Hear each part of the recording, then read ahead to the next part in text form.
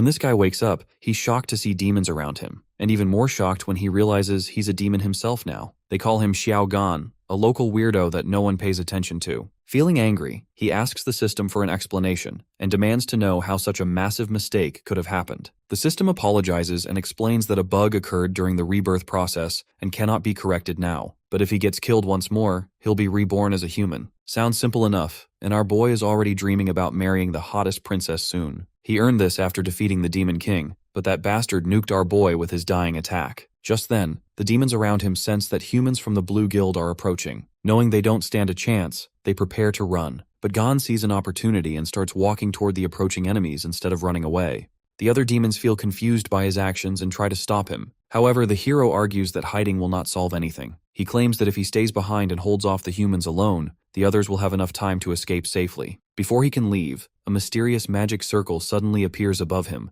to which several massive rocks fall from the sky and block his path. Just then, the B-class demon queen, Lu Bingyi, arrives. She reminds him that they have grown up together and says that no one should be abandoned in a situation like this. The hero feels bad because he knows that if he cannot die, he will lose his chance to be reborn as a human. Feeling angry, he speaks some bad words for the demon queen, to which the archer Yan Tai and the other demons feel embarrassed. They decide that there is no point in stopping him and agree to let him do as he wishes. The hero explains that he has spent all this time hiding and running from place to place. If he wants to face the humans now, there is nothing wrong with that. He adds that even if he dies, at least he will die with dignity, so no one should try to stop him anymore. Saying this, Gan walks out of the cave and reaches the spot where the members of the Blue Guild are standing. When he mocks them, all of the humans leap at him to attack with their powerful weapons. However, before they can reach him, the demon archer Yan Tai suddenly joins the battle. Activating his temporary power mode, he throws multiple powerful arrows at the humans. The archer declares that it has been 3 years since he last experienced the excitement of fighting alongside the Demon King. After the Demon King's death, the demons offered little resistance, allowing humans to invade their territory repeatedly and treat demon lives as worthless. He then says that the hero's decision to stand against the humans is the correct one, and this choice has awakened the demons and reminded them that they should no longer continue living in fear. At that moment, the Demon Queen and the remaining demons arrive and join the battle against the humans. Seeing her B+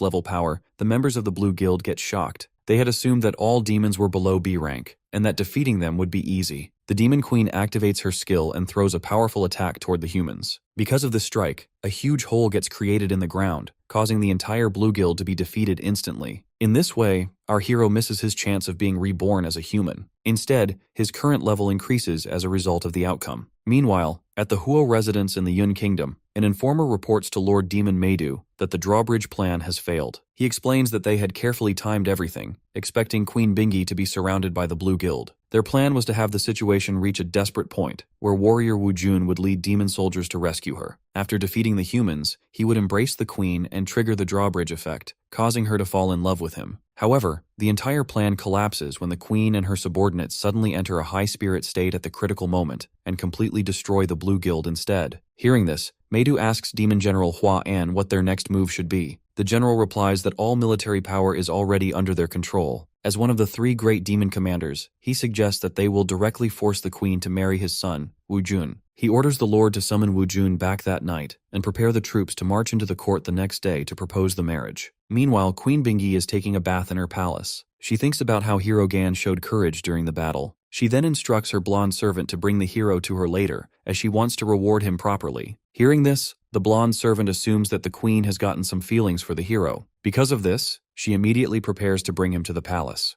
At that time, the hero is drinking alcohol at his home. The system informs him that he must allocate his earned points to his abilities. However, he refuses, knowing that increasing his power will make it even harder for him to die. He remarks that this place is far away from humans, so no one can come to kill him. While he is still thinking about this, the blonde servant suddenly arrives and tells him that the queen is calling for him. Seeing her, the hero brings her inside and asks her to kill him as she can do it easily. The servant realizes he is drunk and also gets some romantic feelings for him. But she also knows that he is meant to serve the queen today. Later, when she brings him to the palace, the queen tells him that due to his brave actions in the recent battle, she grants him the first-class Medal of Bravery. This medal allows him free access to the palace. She also offers him a special reward, the Killing King set, an item that can greatly increase his strength. Hearing this, the blonde servant gets surprised and realizes that the set is actually the former demon lord's sacred battle armor. However, our hero shows no interest in it, and by taking the suit, he leaves the palace. Outside, he notices an old man named Wei Ming, one of the 3 great demons of the Yun Kingdom. The old man feels confused about how the queen could give such a valuable item to a low-level warrior like Gan. He thinks that he himself has devoted his entire life to the Yun Kingdom, yet the queen has never rewarded him. Because of this, he decides that from the next day, he will support the demon general instead.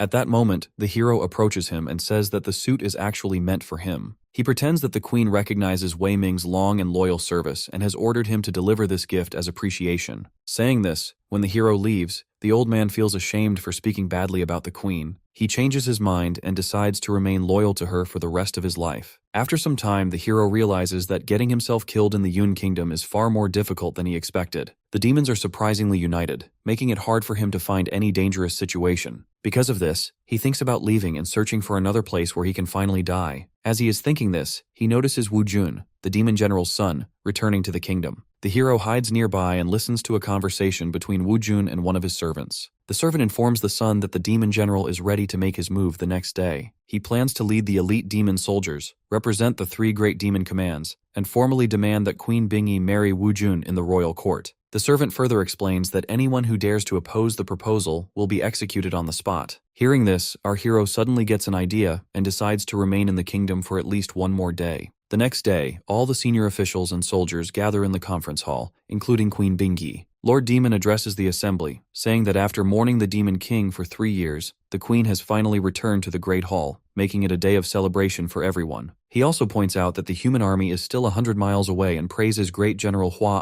An for protecting the kingdom. Queen Bingyi also comments that the general has been leading the army and safeguarding the Yun Kingdom since her grandfather's era. At that moment, the general calls his son Wu Jun onto the stage and makes a surprising request. He tells the queen that since she and his son grew up together, she should now marry his son. Hearing this, the queen gets stunned and refuses the proposal. She states that such a marriage is impossible because she and Wu Jun do not share that kind of relationship. The general argues that no woman has ruled the demon clan's court in over 1,000 years. According to him, rumors are spreading across the kingdom, causing people to lose confidence in Yun's leadership. He insists that a marriage between the queen and his son would put an end to the growing doubts. Many of the gathered soldiers support this proposal. However, the archer Yan objects that the queen cannot be forced into a marriage against her will. At this moment, the hero Gan steps forward and takes the queen's hand. He tells her not to give in to the general's pressure, and reminds her that she also has the right to live freely and enjoy her life. The hero then questions General Hua An, asking why he is acting like the one in charge when the queen is the true senior authority among them. The general gets angry at the hero's interference and replies that he has devoted his entire life to the kingdom of Yun. He then urges the queen to think carefully before making any decision. At this moment, both the archer Yan and the old man Wei Ming prepare to fight, and order the general to leave the hall immediately. However, the general mentions that all military power is under his control, and no one dares to oppose him. Seeing the situation getting worse, the queen stops everyone and announces that she agrees to the general's proposal. Hearing this, the hero suddenly laughs and calls her foolish for giving up so easily. He also mocks the general, saying that the queen stands above all of them, and that this general's son is not worthy of her. When the general asks who could possibly be worthy of the queen, our hero reveals that a few days earlier, in a cave, he and the queen have already fallen in love. Hearing this, the general gets angry and states that the hero has committed a crime by disrespecting the queen in front of everyone, and as a result, he will be killed immediately. He then activates his powerful skill and gives a powerful punch to the hero's stomach. Because of this, our hero crashes back, but he feels good, thinking that he might return to his human life and reunite with his fiancée. At that moment, a massive explosion erupts from the general's attack. However, to everyone's surprise, our hero walks out of the fire without any injury. It is revealed that the military magic order has activated, blocking the fatal strike and saving his life. As a result, the hero's level increases by 40, and his demon class rises to A rank. Seeing this all, the crowd gets totally stunned.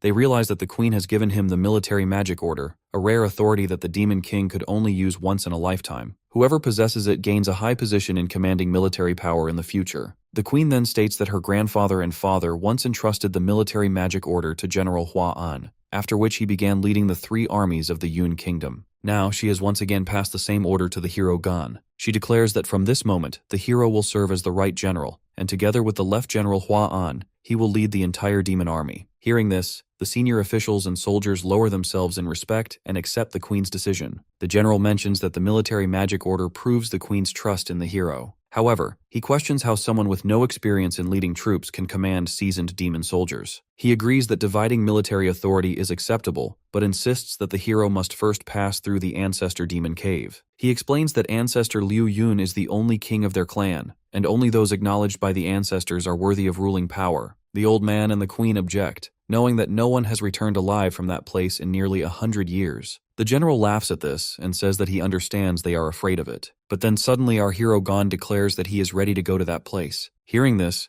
everyone gets stunned and recalls that 200 years ago, the demon tribe faced a great crisis. The ancestor demon king of the Liu clan sacrificed himself to save his people and sealed his remaining demonic energy inside a cave, waiting for the next chosen king to arrive. However, for the past 100 years, no demon has passed the test. The old man then says that entering the demon cave requires at least 2 people. He asks who will accompany the hero. The soldiers refuse, as they know how dangerous the place is. General Hua An states that the hero must find his own partner by himself. At that moment, Hua An's son, Wu Jun, steps forward and says he is willing to go with the hero. The general gets angry and asks why he made such a decision without permission. The son replies that he is stronger than the hero and will claim the throne after clearing the demon cave. After the meeting ends, the son returns to his palace. His servant tells him that Hero Gon is no match for him and advises him to kill the hero during the mission in the demon cave. At the archer's residence, the blonde girl warns the hero that Wu Jun is selfish and will likely betray him during the mission. Hearing this, the hero feels satisfied, as he already wishes to be killed by someone. Soon after, the old man arrives and gives the hero powerful buff and healing potions that may help him during the mission. Later, they all arrive at the entrance of the ancestor demon cave. The hero hands all his potions to Wu Jun, saying he does not need them. The blonde girl then activates a magic circle and asks both of them if they are ready to enter. As they agree, she uses teleportation magic to send them into the cave. At this time, no one knows the truth that the demon king who will influence the entire world is about to be born. When they enter the ancestors' trial, they find themselves in an area filled with D-rank bat monsters. The hero recalls the blonde girl's warning that the general's son will likely betray him during the mission. Because of this, the hero speaks up loudly that he is completely unprepared and wearing only a basic outfit, making his defense extremely weak. Hearing this, the son feels confused about why the hero is openly exposing his condition like that. In reality, the hero thinks that by saying this, the son may take the opportunity to attack him, which would help him achieve his desire of being killed. At that moment, the son suddenly activates his powerful flower strike technique. The hero feels satisfied, thinking the attack is finally coming for him. However, the strike is not aimed at him.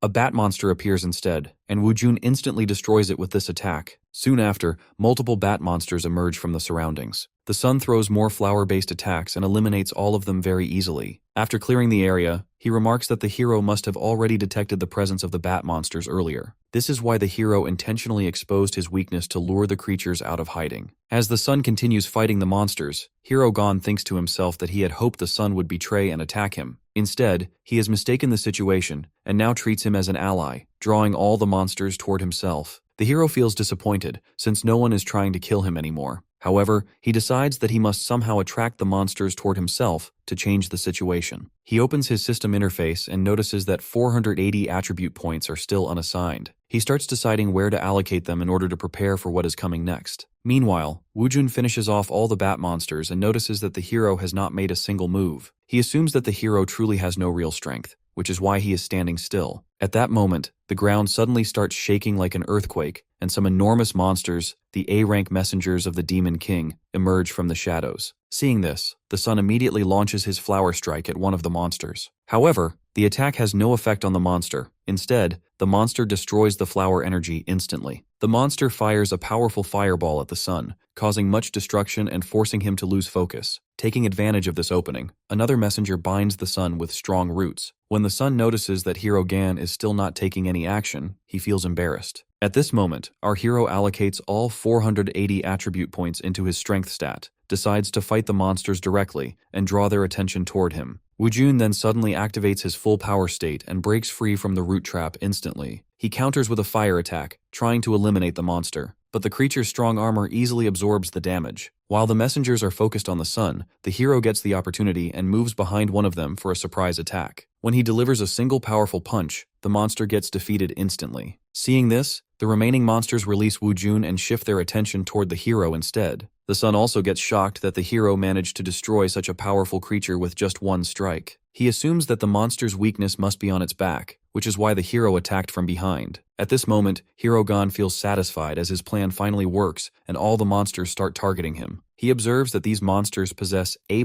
level strength, meaning they are capable of killing him easily. However, before one of the monsters can attack him, Wu Jun suddenly gives another flower strike from behind. Because of this attack, the monster cuts down into multiple pieces instantly. Now only 3 messengers remain. The sun comments that the hero has formed a good strategy. One person draws the monster's attention, while the other attacks from behind when they turn around. As the battle continues, the monsters begin focusing on the sun again. The hero feels bad about this, realizing that despite his efforts to lure them toward himself, the sun keeps interfering and stealing the momentum. Feeling angry, the hero strikes another monster with a powerful punch and defeats it instantly. Following this pattern, the remaining monsters are taken down as both of them fight. Eventually, only one monster is left, and our hero hopes that this final creature will kill him no matter what. Unfortunately, the sun steps in once again and cuts the last monster down before it can act. In this way, our hero loses yet another chance to be killed. The sun remarks that the strategy is effective and says that the hero seems to be someone worthy of facing him in the future. While they are talking, the ground suddenly starts shaking again. A massive dragon emerges from beneath the ground, and they notice that it is an SS-class demon king. The dragon states that it has been many decades since anyone has dared to enter the demon cave. It then acknowledges both the hero and Wu Jun, saying they have passed the assessment. It informs them that the final challenge now lies ahead, and they must proceed to the last stage. The dragon explains that they have 10 minutes, and within that time, only one of them can leave the demon cave alive. It further states that the survivor will be granted the title of king along with the rewards of the demon king. If neither survives, the dragon will personally kill both of them. Hearing this, the sun gets shocked and understands that the dragon is forcing them into a situation where the hero and the sun must kill each other. He thinks that he is the future of the Yun kingdom and cannot die here. But at the same time, he also recognizes that the hero is a dangerous and powerful opponent. Meanwhile, Hero Gan feels satisfied, as this is another opportunity for him to be killed. This is why he starts removing his armor to reduce his defense and make it easier for Wu Jun to strike him down. The sun feels confused and asks why the hero is doing this. The hero tells him to attack him now so that the sun can claim the title of king. The sun questions what kind of strategy the hero is using, pointing out that he first gained the queen's trust, obtained military authority, and reached this point, only to now surrender to him. The hero comments that he is doing this just because the Yun kingdom cannot function without the Hua family. He further states that General Hua An has served faithfully for 3 dynasties and has dedicated his entire life to the Yun kingdom. He also says that Wu Jun represents the future of the kingdom, while the hero himself is someone useless, who cannot be compared to Wu Jun in any way. He decides that, for the sake of the entire demon race, the hero must die immediately. Hearing this, the sun starts recalling his mother's words. She once told him that they are demons, and true strength can only be achieved through unity. Because of this, he now feels that the hero is actually a good person who is willing to sacrifice himself for the entire demon race. At the same time, he realizes that he himself has been selfish, only thinking about the title of king and personal power. While the sun is thinking this all, the dragon announces again that only 8 minutes remain before the punishment descends. Hearing this, the hero orders the sun to act quickly, insisting that he should attack him before time runs out. However, the sun refuses and says he wants to try another method. He then activates another skill, which causes a massive explosion, and he suddenly enters a temporary A+ power state. He then tells the hero that instead of fighting each other, they must join forces and defeat the Demon King together. Saying this, the sun leaps toward the Demon King's face to launch an attack. However, the Demon King immediately gives a powerful lightning strike to the sun. Despite the hit, Wu Jun does not lose focus and manages to land an attack, to which the Demon King gets some damage as well. The Demon King then locks onto Wu Jun as its target and strikes him with its tail, to which the sun crashes back badly. Seeing this, Hero Gan thinks that if the sun dies here, he himself may become the next king, something he does not want to happen under any circumstance. At that moment, the Demon King releases another powerful breath attack at the sun. However, the hero suddenly steps in front and takes the full attack on himself, to which he gets some serious injuries. Seeing the hero's condition, the sun quickly throws healing and strength potions toward him, causing the hero's stamina to be restored once again. The sun then leaps forward again and starts attacking the Demon King with full force, but the power causes him to lose balance and fall to the ground. The Demon King prepares another lightning strike at him, but once again our hero blocks the attack and takes it on himself instead. Just like that, inside the cave, Wu Jun and Hero Gan continue fighting the dragon until they manage to reduce the dragon's health to halfway. The sun remarks that they are close to victory, and only need a little more effort to defeat it. However, the dragon suddenly activates a passive ability, causing its HP to regenerate 100,000 times per minute. Seeing this, the sun gets shocked, realizing that their attacks cannot keep up with the dragon's regeneration. At this moment, the dragon roars loudly, to which both Woojun and the hero start losing HP rapidly due to its pressure. As the dragon prepares a finishing strike, the sun understands that they have lost the battle. However, the hero tells him that only one of them needs to survive within the 10-minute limit. He says that if he dies, the sun can complete the trial and claim the title of king, but the sun feels confused about what the hero is talking about. Before anything else happens, the dragon launches a powerful attack. The hero immediately pushes Woojun out of the attack's path and takes the full strike on himself. Suddenly, the environment changes, and the dragon announces that the son Woojun has passed the ancestors' test and has been selected as the strongest candidate of the clan. He explains that in the past, the ancestors sacrificed themselves to protect the demon people. For 200 years, every demon who passed the test ended up killing the other in the final stage just to claim the title. In the end, even those who survived were never truly qualified to become king. He states that only Woojun and the hero are different, as they supported each other during the battle and chose to face the trial together instead of fighting each other. At this moment, Hero Gan also appears alive again. It is revealed that the dragon's attacks were actually an illusion created to test their teamwork and loyalty. Seeing the hero alive, the sun gets totally stunned as he knows that the dragon has chosen the hero as the king of the Yun Kingdom. At the same time, the system notifies Gan that he has gained a large amount of experience points and levels. It also grants him an SSS class passive skill that increases his stamina by 100,000 per minute. Meanwhile, outside the cave, the queen and the others are also shocked to hear that both Hero Gan and Woojun have cleared the Ancestor Demon Cave. Lord Demon remarks that if this is true, then the ancient prophecy may finally come to pass, where they are destined to encounter the Demon King in this century. Queen Bingi states that among all demons in the world, a true king appears only once every few hundred years. Such a being carries a unique aura that separates him from all others, and through many trials, eventually becomes a revered figure. Hearing this, General Hua An says he was confident that his son Woojun would claim the throne by completing the trial. However, the old man Wei Ming confirms that the one who has been chosen as king is not his son, but the hero Gan. Meanwhile, our hero goes to a cafe and drinks alcohol alone because he is feeling bad about his victory. After leaving, he walks through the streets and notices that his HP has reached 100,000, meaning he can no longer die easily. While he is thinking about this, he suddenly senses that someone is watching him from a hidden place. When he goes to check, he finds a little demon boy named Tian Xiao there. The child gets scared when he sees the hero. He then hands him a letter and explains that he wants the hero to accompany him on a journey to the Bailing Demon Cave. Reading the letter, the hero learns that someone has invited the child to the cave in order to fulfill 3 wishes. The child also explains that he went to the cave immediately after receiving the letter, but he was not allowed to enter because he has not yet reached adulthood. At that moment, another man overhears their conversation and warns the hero to be careful, saying the letter looks like a scam. However, the hero does not agree, and instead asks the child whether it is true that any wish can really be granted inside the cave. The child replies that he was given this opportunity after paying a membership fee of 50,000 Yun coins and passing several tests. He adds that he has spent all the money he earned from working on this Bailing Club wish ticket.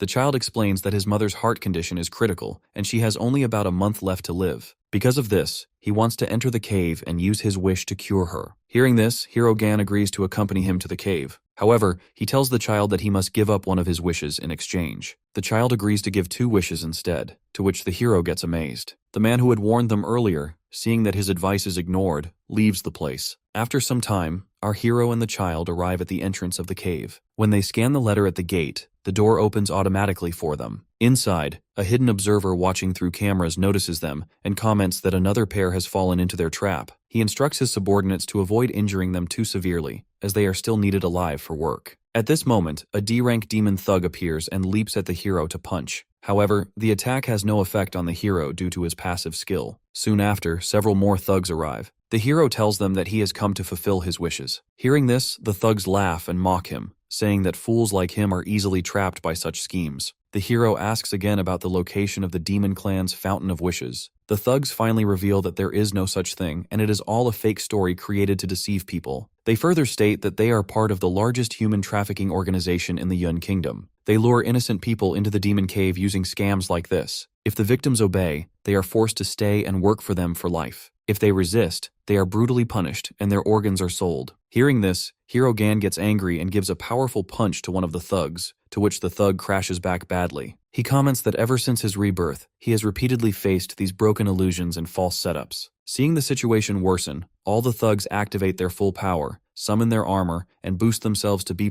rank in order to fight him. They all rush at the hero at once. However, our hero is already frustrated by this and gives a single punch to all of them. The impact causes much destruction in the area, to which all the thugs crash back and their armors also get broken instantly. As the hero continues beating them, the thugs get scared and beg to show some mercy. They explain that they were also forced into this operation, and that the forces behind their organization are far too powerful for them to resist. One of the thugs even reveals that the person controlling them holds one of the highest positions in the Yun Kingdom. Hearing this, Hero Gon understands that the mastermind must be either General Hua An or someone directly under his influence. At that moment, a fatty man suddenly arrives, and our hero recognizes him as Changdo Chao, the brother of Lord Demon. The fatty man remarks that the hero has managed to uncover his identity only because of the loose talk from his subordinates. This is why he uses a strange form of magic and eliminates all the thugs instantly. One of his underlings feels confused, claiming that the hero's face seems familiar, as if he has seen him somewhere before. The fatty man then states that since the hero now knows too much about him, he has no choice but to kill him on the spot. Seeing the situation, the hero remarks that the fatty man appears to be his strongest opponent so far. He then gives him a condition, stating that he has 10 minutes to kill the hero. If he fails, the hero will take action against him instead. The fatty man feels angry by his attitude and gives a powerful punch to the hero's face. Because of this attack, our hero falls back, but his skill activates and restores his health bar automatically. Seeing this, the fatty man feels confused about how the hero managed to withstand such a strong attack. He understands that the hero possesses a powerful ability. Our hero then orders him to continue attacking, reminding him that the 10-minute limit is already passing. The fatty man immediately leaps forward again and gives multiple powerful punches.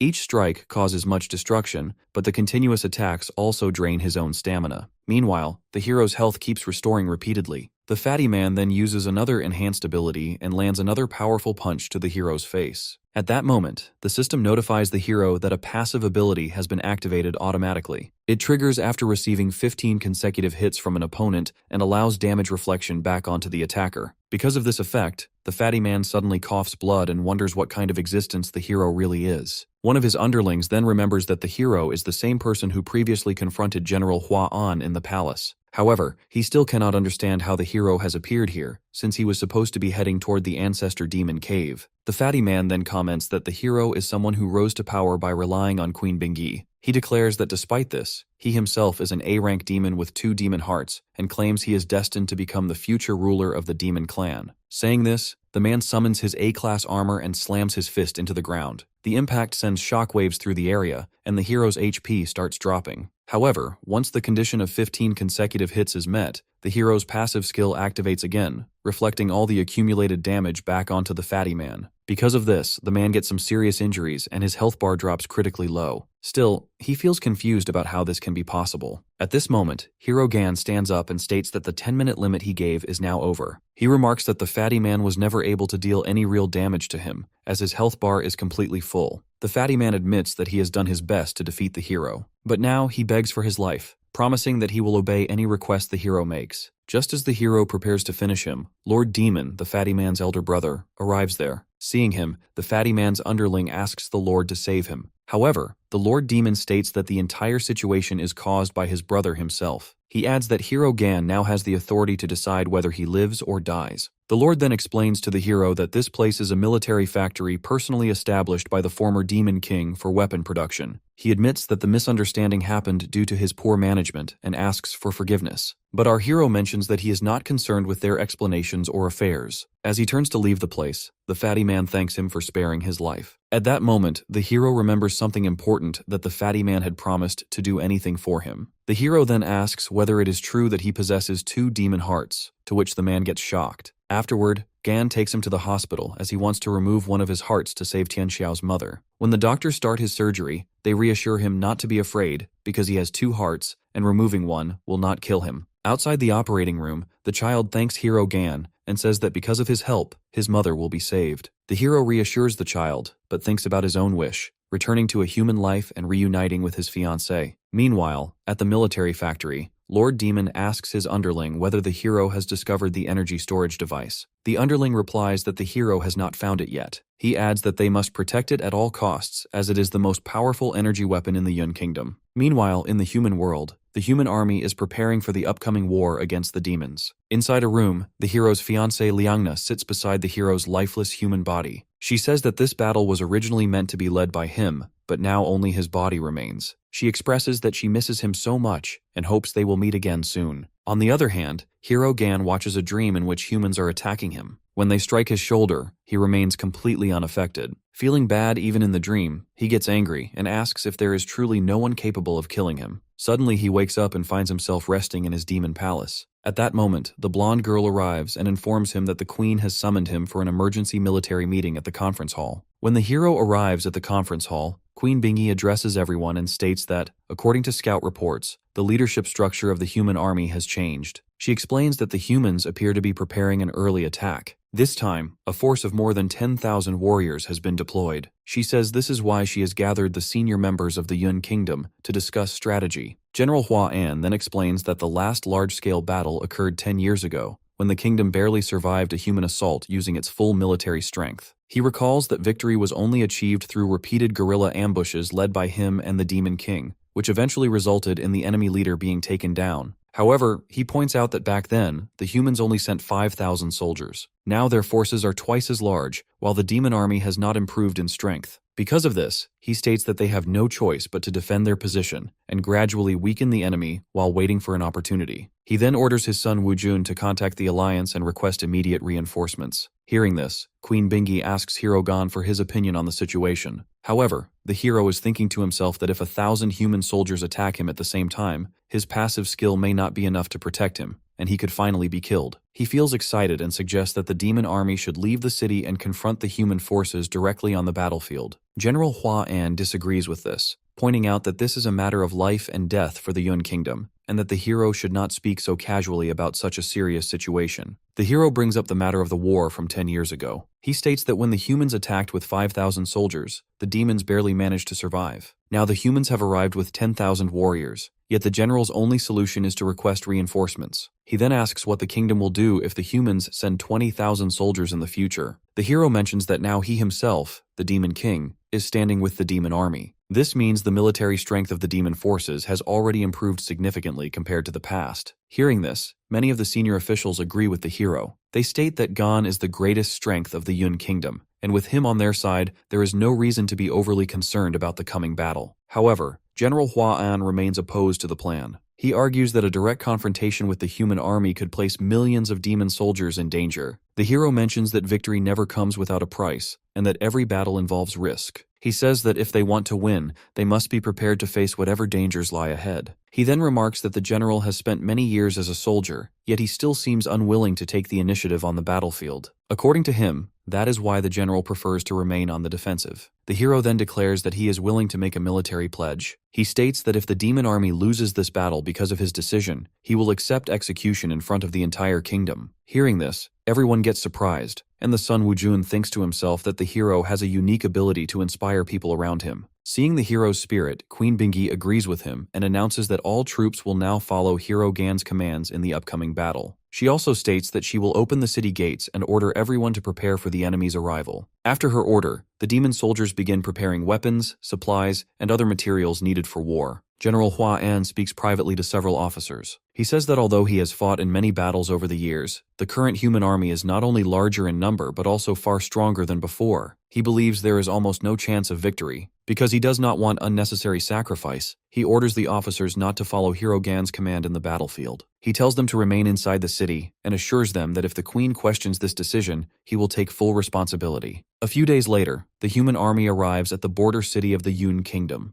This time, they are equipped with advanced machines and powerful weapons. A senior officer observes the movements through a telescope and reports that General Shin has ordered them to eliminate every remaining demon in the area. Following the command, the human forces launch powerful missile attacks toward the Yun Kingdom. Seeing the incoming missiles, the demon soldiers quickly prepare and use their magic attacks to destroy several of them in midair. However, the number of missiles are too high, to which some of them strike the kingdom's walls and cause massive explosions. As the dust settles down, Gan notices that several human soldiers have already entered the kingdom using heavy machinery. At this moment, the general asks the demon officers whether they still remember his previous orders. The officers start discussing among themselves, unsure whether they should follow the hero's command or the general's instructions. Suddenly, our hero gives a clear order for all officers to remain inside the city and forbids anyone from leaving. The officers and even the general get shocked to hear this, as they did not expect this command. The hero declares that this battle will be handled by him alone, as he is the king of the kingdom. Saying this, he activates a speeding skill and leaps toward the human soldiers. All human soldiers immediately aim their weapons at the hero. Among them, a mage named Lu Renjia feels confused about why the hero has come alone. He suspects it might be a trap,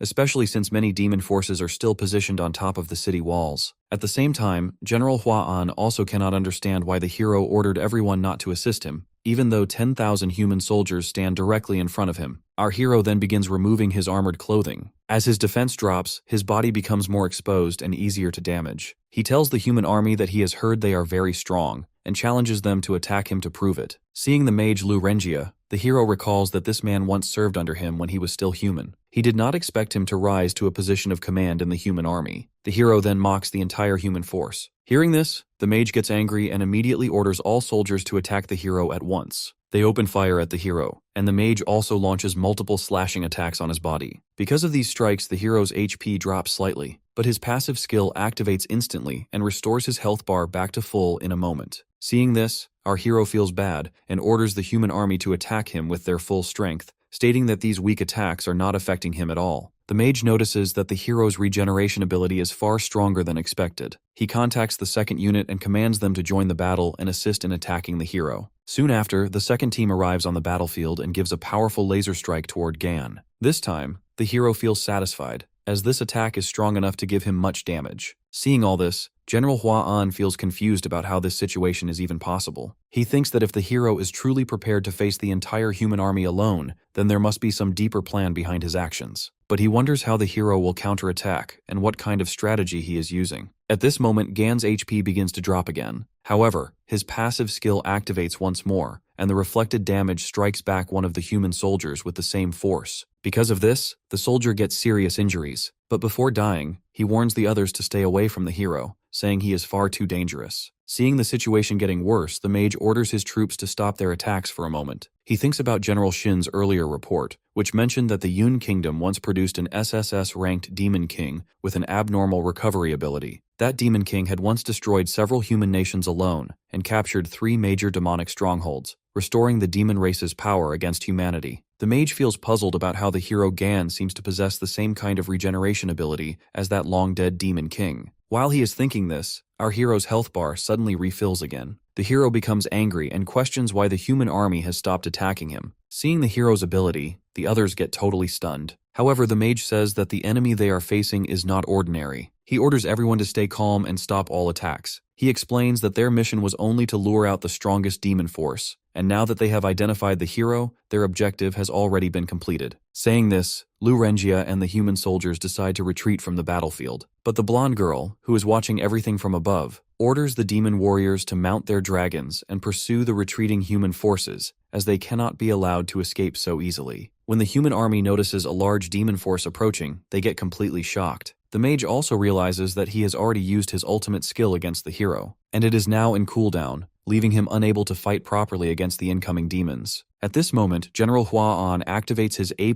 ability and orders all officers to follow Hero Gan's commands, stating that the hero is truly trustworthy. But then suddenly a messenger arrives to report something important. He explains that the humans have deceived them. The attacking force at the front is only a diversion designed to draw them away. He mentions that a powerful human army has attacked the Yun Kingdom from the West Gate and has already defeated many senior demons stationed there. Meanwhile, at the West Gate, a strong human force has indeed appeared and is causing much destruction there. Queen Bingy and the old man Wei Ming are also injured. They state that the senior human hunter is extremely powerful, as he is responsible for causing all this mess. As the queen considers how to escape the danger, General Hua An suddenly arrives on the battlefield. He throws a massive fireball toward the human forces, instantly defeating one of the enemy soldiers. Seeing the general, the senior hunter remarks that the general appears strong, suggesting that the battle will become more interesting from this point onward. At this moment, the general notices that the hunter is surrounded by a purple aura, indicating that his power far exceeds that of ordinary humans. Realizing this, the general transforms into his A+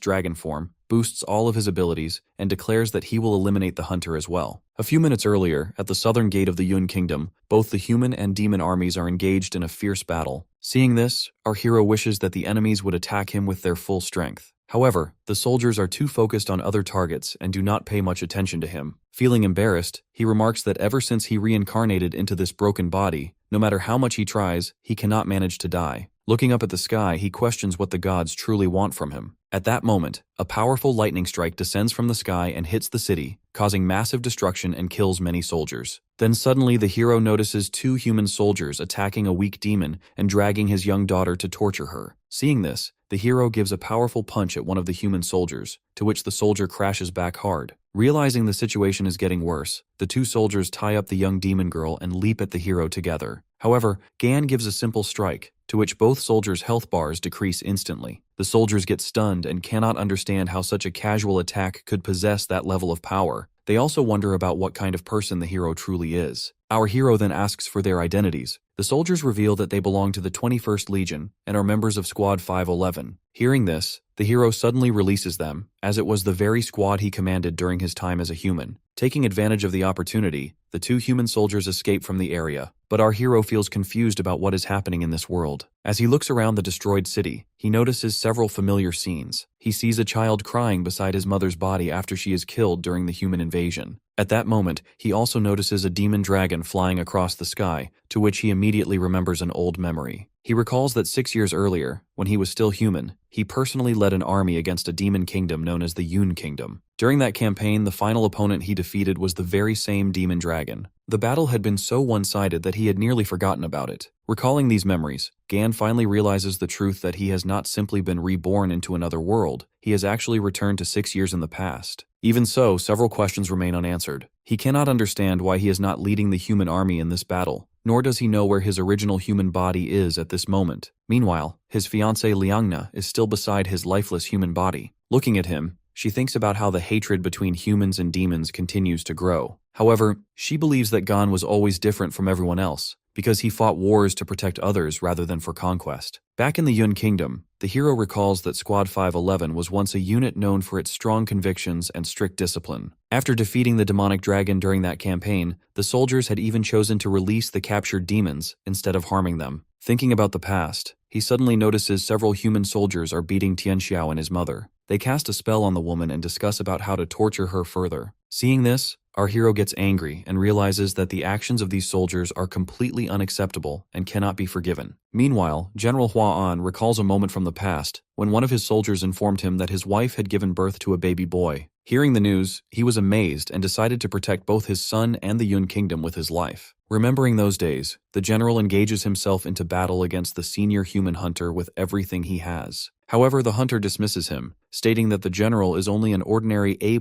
rank warrior and that defeating him will not be difficult. The hunter immediately activates a powerful skill and charges forward. With incredible speed, he unleashes multiple sword strikes on the general's body. The attacks inflict severe injuries, forcing the general to revert from his dragon form back to his normal demon form. The general realizes that the hunter's strength far exceeds his expectations. He thinks that there may be no one on the battlefield capable of matching this opponent. The hunter then remarks that he is still not satisfied and decides to end the battle by cutting off the general's head. Just as he moves his sword, the general's son Wu Jun suddenly appears and blocks the strike with his arm. Seeing his son step into the battle, Hua An gets shocked and orders him to leave. He warns him that the hunter is far stronger than him and that staying will only put his life at risk. But the son refuses to retreat and states that his father has always viewed him as a useless son. He recalls his childhood, when a teacher once asked him who he admired most. Wu Jun proudly answered that he admired his father because his father was the man who led armies into battle and protected the kingdom. That answer earned him first place in a military evaluation. Yet when he excitedly shared the achievement with his father, the general didn't feel happy. Years later, after becoming an adult, Wu Jun once again ranked first in a major military assessment. Even then, his father failed to acknowledge his accomplishment. Thinking back on those moments, the son says that no matter how hard he tries, he can never seem to earn his father's approval. Even so, he declares that things will be different today. No matter how powerful the human hunter may be, he will defeat him with his own hands and finally prove his strength. Saying this, Wu Jun activates his A+ ability and charges toward the human hunter. Seeing him move, two other human soldiers immediately prepare to support the hunter. However, when the son launches his first attack, everyone on the battlefield gets stunned. His strike shatters the hunter's sword and armor, while the shockwave instantly cuts down the heads of the two nearby soldiers. Seeing such overwhelming power, the hunter realizes that the son is completely different from any demon he has faced before. The son then activates his flower skill, causing a bright light to spread across the battlefield. Seeing this, General Hua An gets astonished and realizes that his son has already surpassed him in strength. At that moment, the general also recalls another memory from the past, when his son once again ranked first in a military examination. The general reflects on how he named his son Wu Jun because he wanted him to live a peaceful and ordinary life. However, from a young age, his son was always drawn toward the military path. The general remembers visiting his wife's grave and asking why their son was so determined to pursue the most dangerous profession possible. He recalls how, when she was still alive, she always trusted him to lead the armies into battle while she took care of everything at home. Now that she is gone, the general feels confused about how he has to handle his son, as he never wanted him to become a soldier and lose him. As the general is recalling these memories, Wu Jun activates his dragon breath skill and throws a powerful attack at the human hunter, which causes much destruction. However, as the dust settles, the son sees that the human hunter is still alive and has blocked the attack using another powerful sword. Seeing the weapon, General Hua An gets shocked, as he has recognized what kind of sword it is. The hunter then sends a normal strike toward the sun. Even though it appears simple, the attack is so powerful that it slices through the building behind him. But before it can hit Wu Jun, the general steps in and takes the strike at himself to protect his son. The son gets worried for his father, but the general says that his son is the most exceptional warrior he has ever seen. He believes that in the future, he will become one of the greatest demon leaders in the world. This is why he must have to survive at any cost. The general then explains that the sword used by the human hunter is from the Abyss of Sin, meaning the wielder has likely killed an SSS-class demon king or even stronger beings. He admits that even if the entire Yun kingdom fought together, they would not be able to match this opponent. However, he reveals that he has kept a final trump card for decades to protect the kingdom. At that moment, a powerful barrier known as the Wall of Life forms around Wu Jun, which can block all physical attacks. The general himself remains outside the barrier, as he is ready to sacrifice his life for the kingdom and his son. Meanwhile, Old Man Wei Ming grabs the queen and the son to pull them away from danger. The human hunter prepares another attack on the general, but suddenly Demon Lord Chang arrives and stops him. He states that they cannot allow these demons to die so easily, and also shows a demonic core to the hunter. He explains that the demons were only guarding this core, but he has brought it as a gift for the human forces. In exchange, he just wishes to join the human army himself. The hunter places his sword at the Lord's neck and demands to know why he should trust him. The Lord mentions that his Jiang clan has guarded the demonic core for generations within the Yun kingdom. He explains that since the first demon king, Liu Yun, unified the demon continent, his ancestor Chang Long served as the king's most trusted founding marshal. He says that every demon king is supported by 3 demon generals, one specialized in magic and governance, one in combat and military command, and another in leadership duties. He states that his clan is unique because they do not rely on spells or brute strength to secure their position. Instead, their role is tied to the demonic core itself. He says the core was preserved by Liu Yun and contains the essence and bloodline of their founding marshal. Only his clan has the ability to unlock it or transfer its power to others. The human hunter reflects that the demonic core is known as a massive energy source that gathers the vital energy and spiritual power of the demon race. He recalls that each core is created using a crystal from an ancient demon king and refined over many generations, often requiring decades to fully form. He then questions why the Lord would hand over such a valuable item so easily. The Lord releases the core onto the ground and admits that he simply wants to survive, as he has no real combat or magical ability. Seeing this, Queen Bingi feels disappointed and questions why he is betraying the Yun kingdom. She states that it is shameful to side with the hunter, especially since he has killed many demons, including the Lord's own brother. In response, the hunter throws the severed head of the Lord's brother toward him and asks if he recognizes it. The Lord stays calm and says his brother deserved to die for challenging a stronger opponent. He adds that if demons knew humans were stronger, they should never have started the war in the first place. Hearing this, the hunter feels satisfied, and by taking the demonic core, he decides to accept Lord Chang into his human army. At that moment, Old Man Wei Ming activates a powerful shield, protecting Queen Bingi and General Hua An from the incoming danger. Lord Chang suddenly throws his own blood onto the demonic core, triggering its hidden power. Because of this, the core explodes and strikes directly at the human hunter. However, the Lord's own body starts burning because it is a cost he has to pay for using this skill. To everyone's shock, the hunter also summons a thunder dragon, which absorbs and blocks the explosion. The hunter then states that the Lord has made a fatal mistake by revealing a hidden attack without understanding the true abilities of his opponent. As the Lord attempts to reach for the demonic core again, the hunter picks it up himself and declares that all of them now have to prepare for the punishment. He remarks that he did not expect to obtain the demonic core in such a small country, suggesting that this place may truly be the birthplace of the Demon King. He then activates another device attached to the Thunder Dragon's neck and commands it to eliminate all demons in the area. The device forces the dragon into a berserk state, and it immediately charges toward General Hua An. Seeing the situation getting worse, Old Man Wei Ming raises his shield again to protect everyone. However, the hunter suddenly moves behind him and inserts his hand into the old man's. General Hua An attempts to counterattack with his arm, but the hunter easily catches it. He activates a judgment skill and analyzes the general's strength, which is 1482 and is far too low compared to his own power. To completely disable him, the hunter breaks the general's arm, causing him to scream in pain. At that moment, Wu Jun leaps forward to attack. The hunter dodges easily and scans him as well, discovering that this boy has a strength of 2745. He notes that the son is considered the next Demon King candidate,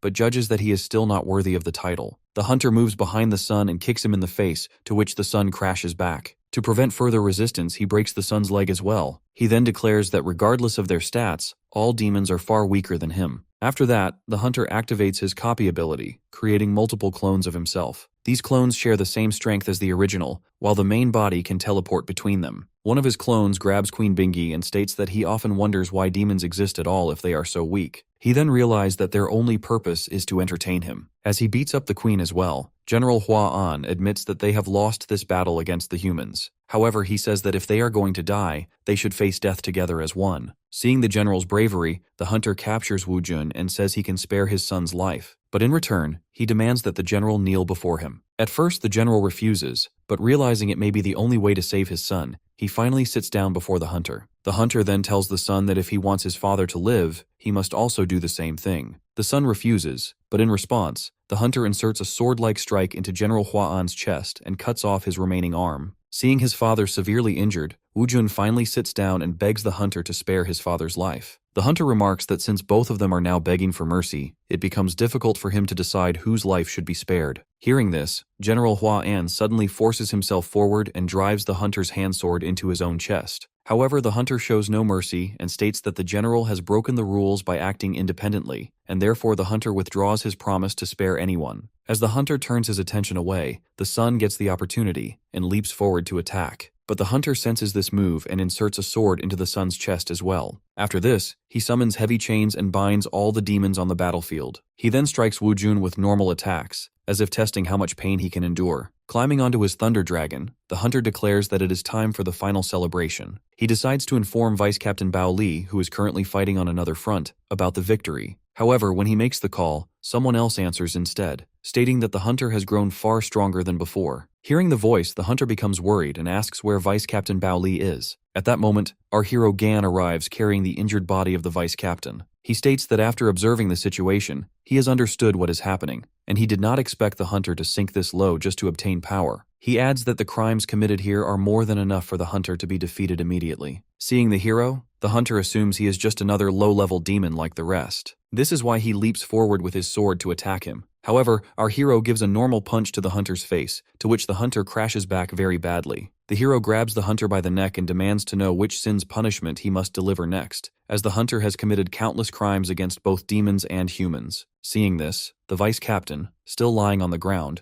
realizes something is completely wrong. Ever since he encountered the hero has shown unusual concern for human lives. He recalls a time when he tortured a child and the child's mother inside the city. He had summoned multiple ice clones to assist him. While holding the mother, he ordered the clones not to kill the child, wanting the child to watch as he toyed with the mother. At that moment, the hero Gan suddenly appears and destroys all the ice clones instantly. Getting shocked, the vice captain then summons a much stronger A-rank ice clone, but the hero easily destroys it as well. The hero then delivers a powerful slap to the vice captain's face, sending him to the ground and draining his health bar completely. At that moment, the system notifies the hero that he has leveled up. It also grants him a new skill that allows him to replace one of his current abilities with a skill taken from any defeated opponent. The hero orders the vice captain to reveal the truth about what has happened with the human army. The vice captain explains that the original captain of the 511th Army is Sha Feng Liao, and the vice captain is Wen Hua. About half a month ago, Wen Hua held an engagement banquet outside the camp. On that day, Captain Feng Liao does not attend. During the event, he himself and a stronger hunter named Xing Jiabiao take action. While everyone is drunk, they secretly enter the vice captain's tent. There, they force him to file a false report against Captain Feng Liao to the guild, accusing him of taking bribes from a neighboring country and planning a rebellion. However, the vice captain refuses to betray the captain no matter how much pressure they put on him. In response, they harm his fiancée in front of him to break his will. Because of this, the vice captain suffers severe internal injury as his emotions spiral out of control. The hunter then gives him one final demand, asking whether he will help bring down the captain, to which the vice captain still refuses. As a result, the hunter kills both the guy and his fiancée on the spot. He also leaves the captain's usual dagger at the scene. When others arrive and see the bodies, the hunter blames all the crimes on the captain. He then leads the army straight toward the captain's base, intending to kill first and report later. However, they do not expect that the captain has already left the camp long before. He even leaves behind all his personal equipment and weapons, including a powerful sword that the hunter Shin later begins using in battle. Afterward, the hunter claims that the captain's rebellion has been exposed. He says that in panic, the captain committed crimes against his comrade's fiancée, killed her, and escaped. Using this story, he requests the highest level arrest warrant. As a result, the captain is officially branded a military criminal. The military also replaced its leadership before the battle, and with his father's recommendation, Hunter Shin was appointed as the supreme commander. After explaining everything, Vice Captain Bao Li feels confused about why the hero Gan is so interested in human affairs. The hero then asks whether no one ever questioned what really happened. The vice captain replies that some loyal supporters of the captain did resist, but they were all eliminated by the hunter before they could do anything. Finally, the vice captain begs the hero to release him, saying he has already explained everything. Instead, the hero drives a dagger into the center of his legs, causing him to scream in pain. At that moment, another demon girl arrives carrying an armor suit for the hero. She explains that it is the same armor he once gave to the old man Wei Ming, but the old man had always kept it safe for him. She adds that this time, the old man foresaw a major crisis and ordered her to hide in the cellar. He also instructed her to give the armor to the hero and urged him to leave the Yun kingdom, believing he must survive as the kingdom's last hope. The girl reports that she has just received a magical message from the old man, warning that the queen and others are trapped in danger. The hero puts on the armor, to which his strength increases instantly, and he reshapes the armor into a casual form. Doing this, the hero grabs the vice captain and orders him to guide him to the location where the human hunter is currently fighting the demons. Now in the present moment, our hero beats the hunter very badly. However, the hunter suddenly escapes by transferring his consciousness into one of his clone's bodies. From there, he checks the hero's status and notices something unusual. The hero's strength is above 4,000, while his other attributes appear very low. Assuming this imbalance is a weakness, the hunter sends all his clones toward the hero to attack. But to his shock, the hero gives a single punch to all of the clones at once, to which they crash back instantly. Seeing this, the hunter gets stunned and cannot understand how the hero's power is so overwhelming when nothing special appears in his status display. He checks his abilities again and notices that the opportunity value cannot be detected. This makes him realize something is seriously wrong with the boy. He compares his stats with the hero's and concludes that there is no way the hero should be faster than him. He tries another attack and sends one of his clones to ambush the hero from behind. However, the hero Gan senses the attack in advance and destroys the clone before it can land a hit. The hero then asks whether the hunter is truly relying on the faulty data shown by his skill. In reality, the hero holds the title of Demon King, which hides his true abilities from detection. His actual power is already 3 times higher than what appears on his status screen. When the hunter sends more clones, the hero moves with extreme speed and defeats all of them instantly. Seeing the situation turning against him, the hunter realizes he cannot defeat the hero directly. He then shifts tactics and sends clones toward the hero's demon companions,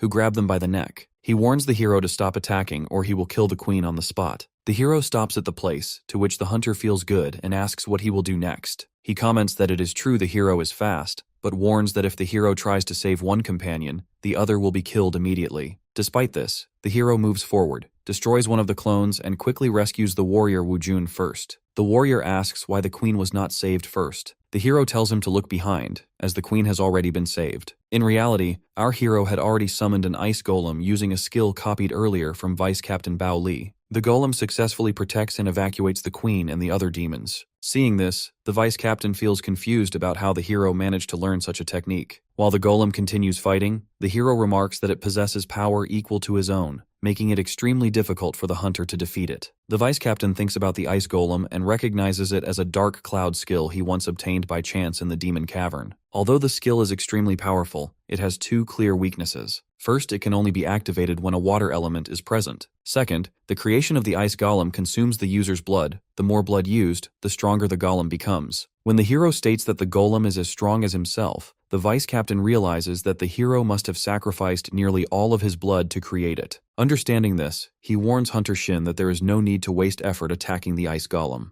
Instead, he should target the hero's real body, which is now at its weakest state. Hearing this, the hunter feels confident and immediately rushes toward the hero. He attacks with a series of powerful strikes, each one causing small explosions on impact. When the dust clears, he gets shocked to see that the hero remains completely unharmed. He continues attacking again and again. Each hit shows the hero's HP decreasing, but the hero does not fall or show any signs of defeat, to which the hunter feels confused. When he checks the status once more, he sees that the hero's HP is already fully restored. He then realizes that it is not just the status data that is unusual. The hero's entire presence and aura feel abnormal. At that moment, the hero summons his weapon and asks if the hunter has already used all of his attacks. Suddenly, a thunderstorm begins, with lightning striking on the battlefield. The hunter feels encouraged by this change in weather and uses the lightning energy to create even more clones. The hero orders the ice golem to stay and protect the other demons, while he deals with the enemy himself. Watching the hero's movements, Vice Captain Bao Li thinks to himself that the hero has always shown concern for human lives, meaning he may not truly belong to the demon clan.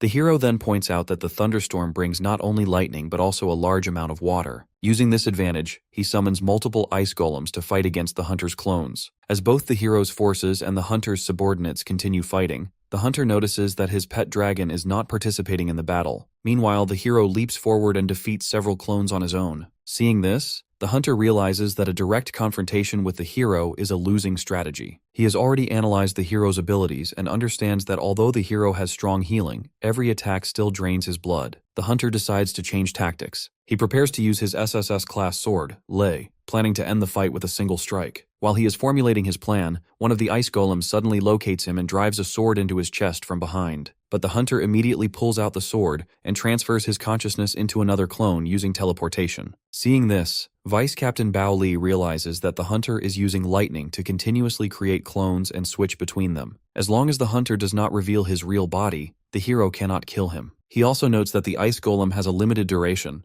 No matter how much blood the hero uses, it cannot be maintained indefinitely. At that moment, the hero states that he has no intention of letting the hunter escape or die so easily. He states that the hunter must be punished for every crime he has committed with a slow death. For that reason, he continues targeting only the hunter's clones. He already understands that each clone is linked to the original body, and any damage or pain suffered by a clone is directly transferred to the hunter himself. Hearing this, Hunter Shin gets shocked and wonders about how the hero has discovered this hidden connection. As more clones are destroyed, the hunter also feels serious pain in his real body. Seeing the battle turning against him, the hunter channels all of his remaining power into his SSS-class sword and prepares to give a final attack to the hero. He declares that with a single strike from this sword, the entire demon clan will be wiped out, as if they never existed. Meanwhile, the hunter's pet dragon begins recalling its past. It remembers when it was still in the form of a cat and was being chased by human soldiers. To stay away from them, it hid in a tree. There, it got surprised to find another child already sitting on the branches, and he was nothing else but our hero Gan.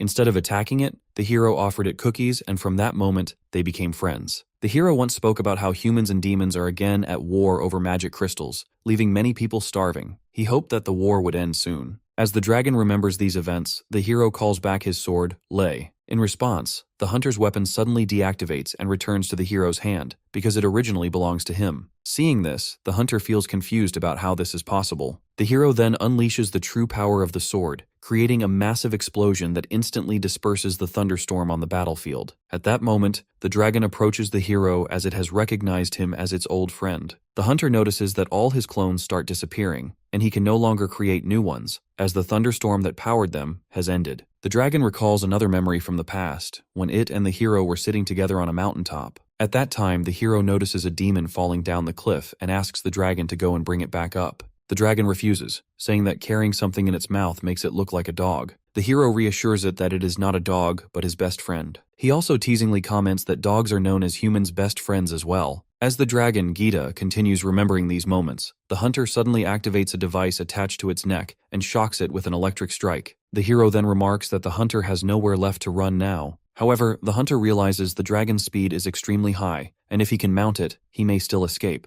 The hunter pulls out a remote control connected to the device and threatens the dragon. He warns that if it does not carry him away immediately, he will press the button and destroy it completely. With no other option, the dragon follows the hunter's order and takes off into the air to fly away from the battlefield. Behind them, the other demons comment that the hero could easily chase them with his speed. However, they notice something unusual. The hero does not move or attempt to follow. At that moment, the dragon sends a message to the hero. It says that it believes in him and asks whether he remembers the game they used to play together. Saying this, the dragon suddenly grabs the hunter's shin in its mouth and starts flying back toward the hero. Our hero Gan prepares himself as the dragon approaches. When it comes close, he strikes the explosion device attached to its neck in a single blow. The device is completely destroyed, and the dragon is freed from the threat. At the same time, Hunter Shin suffers serious injuries from the dragon's bite. The hero then steps forward and confronts the hunter, who desperately begs to be spared. The hero replies that the hunter should have known this outcome from the moment he chose betrayal. At first, the hunter feels confused by his words, but then he suddenly gets shocked as he realizes the truth. The hero is actually his former comrade, Feng Liao, the man he betrayed long ago. The hero then unleashes multiple sword strikes, punishing him for all the crimes he has committed against his comrades and innocent women. The hunter's body is torn apart, and he gets defeated instantly. The system then appears, announcing that the hero has defeated an S-class human hunter. He gains a large amount of experience, and his level increases. Meanwhile, in the human world, the hero's girlfriend Liangna watches his lifeless body lying inside a machine. She realizes that his weapon, equipment, and even his dragon have already returned to him. Now she understands that only one thing remains to return to him, and that is nothing else but herself. On the other side, Hunter Shin's father, Chung, an archer of the Divine Legion, sits at his residence and is busy fishing. A soldier suddenly arrives and reports that the 21st Legion, Unit 511, has suffered a complete defeat and that his son Shin has died in battle. The father asks whether the body has been recovered. The soldier replies that it has not been found. Hearing this, the father orders a national funeral to be arranged with an empty coffin and instructs them to announce that his son died honorably on the battlefield. Although the father remains calm, his second son Ling, an SS-class mage, becomes angry. He swears revenge and decides to wipe out all demons in the Yun Kingdom. In the Wind Kingdom Palace, a demon informant reports to a senior official that a letter from the Alliance Conference arrived 3 days ago. He asks whether a representative has been chosen. The senior thinks to himself that the Alliance Conference feels like a public humiliation for small nations like theirs. Still, as part of the Alliance, they have no choice but to participate. When he replies that no representative has been decided yet, the informant suddenly reveals his true form and kills him on the spot. Meanwhile, another female informant approaches Queen Bingyi and informs her that she has brought a letter containing an invitation to the Alliance Conference. She also mentions that the Flame Kingdom has already sent a support team due to the heavy damage the Yun Kingdom has suffered. Hearing this, the Queen thanks the informant for her help.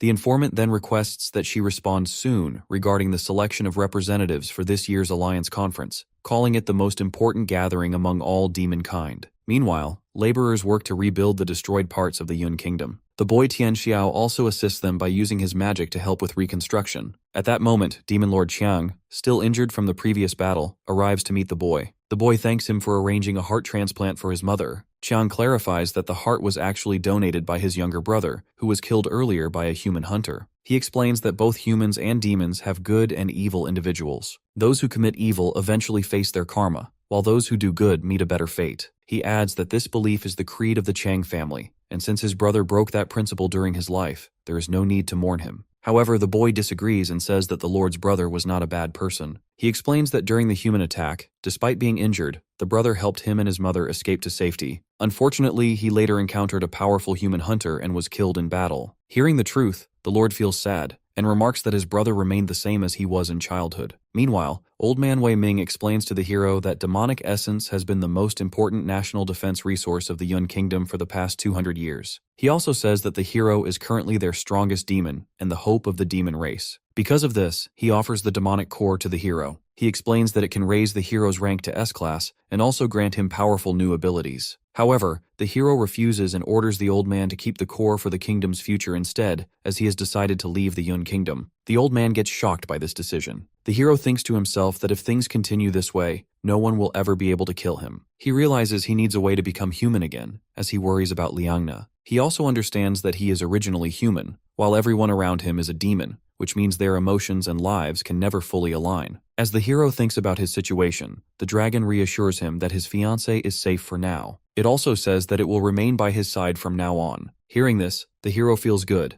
and by climbing onto the dragon, he prepares to leave the Yun Kingdom. Meanwhile, warrior Wu Jun wraps bandages around his injured leg. He notices that his father, General Hua An, is resting in bed with prosthetic arms after suffering serious injuries in the previous battle. The warrior asks his father when the remaining prosthetic will arrive. The general feels confused and wonders why he keeps asking the same question. Without saying anything, the warrior leaves the room. He thinks back to the first time he saw the hero Gan in the court, and everything he witnessed in the demon cavern. He realizes he should have understood earlier that the hero is not truly a demon. He feels angry to realize that the hero is actually a human who has been hiding his identity and searching for death all along. Meanwhile, the hero and the dragon stand once again at the mountaintop. The hero checks the system and notices the same message as before. It states that if he wants to be reborn as a human, he must die in his current demon life. The hero feels bad because with his extremely high recovery ability, even attempting suicide would not be enough to kill him. He considers finding a demon king above S-class, believing such beings might have skills capable of killing him instantly. However, he has only ever encountered one such demon king inside the demon tower. The hero then asks the dragon to help him find a way to die. The dragon refuses, saying it is bound by its contract to protect him from all harm.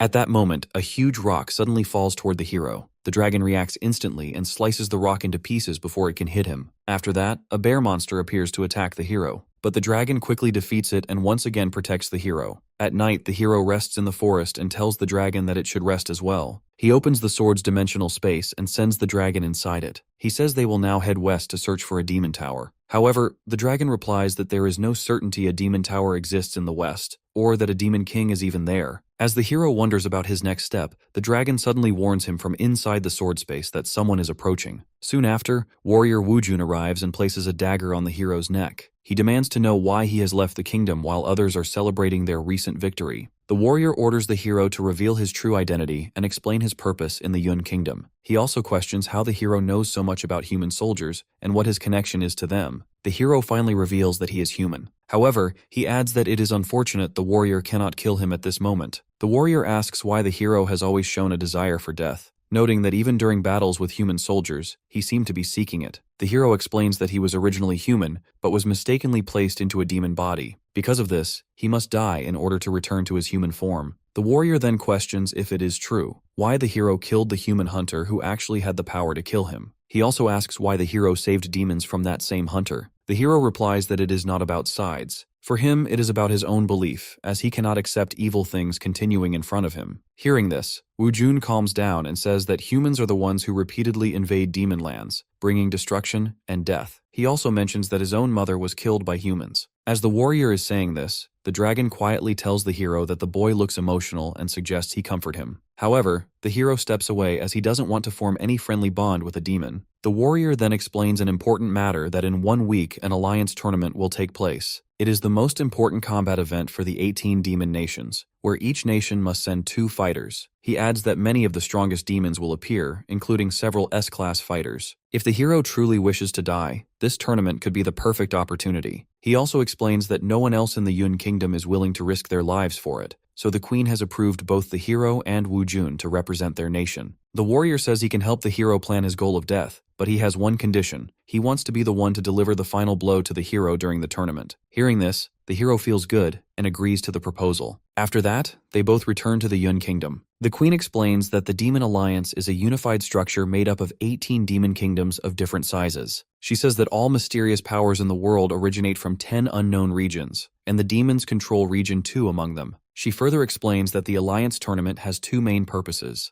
The first is to gather the leaders of all kingdoms for a joint conference to discuss future plans for unifying the remaining demon forces. The second is to choose the next leader of the United Kingdom through a combat tournament held once every 3 years. The queen adds that, in a world where strength decides everything, only the strongest kingdom earns the right to lead the demon race. However, over time, the tournament has turned into a display of power rather than true unity. She remarks that the so-called 18-Kingdom Alliance has long lost its sense of harmony. Each kingdom now acts in its own interest and schemes for advantage, sending its most ruthless warriors to secure victory. She also recalls that in the previous tournament, only 5 out of 36 participants survived. This time, powerful kingdoms such as Flame, Yu, and Lei are expected to send their strongest S-rank fighters. She remarks that in the past, none of the warriors her father sent ever returned alive. Once again, she asks both the hero and Woojun if they still want to participate, offering to withdraw their names if they choose. However, to her surprise, both of them have already left the hall and set off for the tournament. Sometime later, they fly over the Flame Kingdom. The hero thinks to himself that in his previous life he never had the chance to see this place, and he is surprised by how lively and well organized the kingdom appears. When they arrive in Baidi, the capital city of the Flame Kingdom, the queen notes that the city has changed significantly compared to a few years ago. She explains that the three of them must first complete registration and later attend a banquet in the evening. At that moment, the hero notices a fruit shop on the street and walks over to look at the items. He is especially impressed by a green melon, as he has only ever seen such a fruit in books before. The shopkeeper explains that it is a high-grade fruit cultivated in demon fields, known for its instant physical recovery effect. Meanwhile, warrior Woojun visits a weapon shop to look for equipment that might help him in the tournament. As soon as he enters, the shopkeeper recognizes that he is from the Yun Kingdom. The shopkeeper speaks with disrespect, saying that the Flame Kingdom is far superior to the Yun Kingdom in national strength, resources, and economy. He then asks whether the warrior has come merely to watch the tournament. Before the warrior can respond, another customer arrives. It is a contestant named Xiang from the Yu Kingdom, who mocks the Yun Kingdom, saying it seems to have no talent left. She selects several S-rank weapons for herself and instructs the shopkeeper to deliver them to the Shangri-La Hotel. As she leaves, she remarks that the Yun Kingdom might end up facing her in the tournament. But she mentions that her true competition is not the Yun Kingdom at all, but the strongest fighters from her own Yu Kingdom. Afterward, the hero, Woojun, and the queen make their way toward the hotel. Along the way, the warrior comments that the people in the city seem extremely arrogant. The queen explains that this is only natural. Everyone gathered here is a competitor in the upcoming tournament, and each participant wants to prove the strength of their kingdom. She explained that when the 18 Kingdom Alliance was first established, things were very different. At that time, the kingdoms possessed similar levels of strength, creating a balance of power among them. However, as the years passed, only the Flame Kingdom, Yu Kingdom, and Lei Kingdom managed to rise above the rest in both influence and military power. According to her, the strong naturally continue to grow stronger, and it is simply the way the world develops. The queen then explains the rewards of the Alliance tournament. The final champion receives an advancement stone, a rare treasure that provides the fastest path to becoming an S-rank demon. At the same time, the ruler of the victorious kingdom earns the position of commander of the 18 armies, gaining authority over the Alliance's military forces. They also obtain the key to the apocalypse. In other words, the winning kingdom gains access to more S-rank warriors, greater national strength, command of the Alliance's armies, and valuable mining rights in a special region. While discussing these matters, the group finally arrives at the Shangri-La Hotel. At that moment, a young boy arrives at the hotel as well with his sister in a wheelchair. Warrior Woojun soon notices that Xiang, the contestant from the Yu Kingdom whom he met earlier in the weapons shop, is also present. Seeing her, the warrior asks the queen if he can eliminate her right there. However, the queen immediately stops him and warns that any violent action could be reported to the tournament officials, leading to his disqualification. Meanwhile, the hero Gan approaches the young boy and asks whether the boy has also come to participate in the Alliance tournament. The boy confirms that he and his sister are representatives of the Mist Kingdom. Hearing this, the hero tells him that if they happen to face each other during the tournament, he should not hold back. The hero wants him to fight with everything he has. As they continue talking, an invisible thief suddenly snatches the queen's bag and escapes. The queen gets worried because the bag contains their invitation letter and all of their registration documents for the tournament. Seeing the situation, the boy from the Mist Kingdom quickly hands his sister over to the hero. He then activates a sensing skill and begins tracking the thief's location. As he finally finds out the location, he throws an ice attack in that direction and instantly freezes the thief in place. Warrior Woojun quickly captures the thief, who begs for mercy and asks not to be reported to the higher authorities for his crimes. The hero then thanks the young boy for his help and asks whether he has already reached S-rank. The boy rejects and explains that no warrior in his kingdom has achieved S-rank yet. He adds that he is still working hard to reach that level himself. As they enter the hotel to check in, a senior man watches them from an upper floor. Looking at the gathered participants, he remarks that representatives from every kingdom have finally arrived and that the preliminary events are about to begin.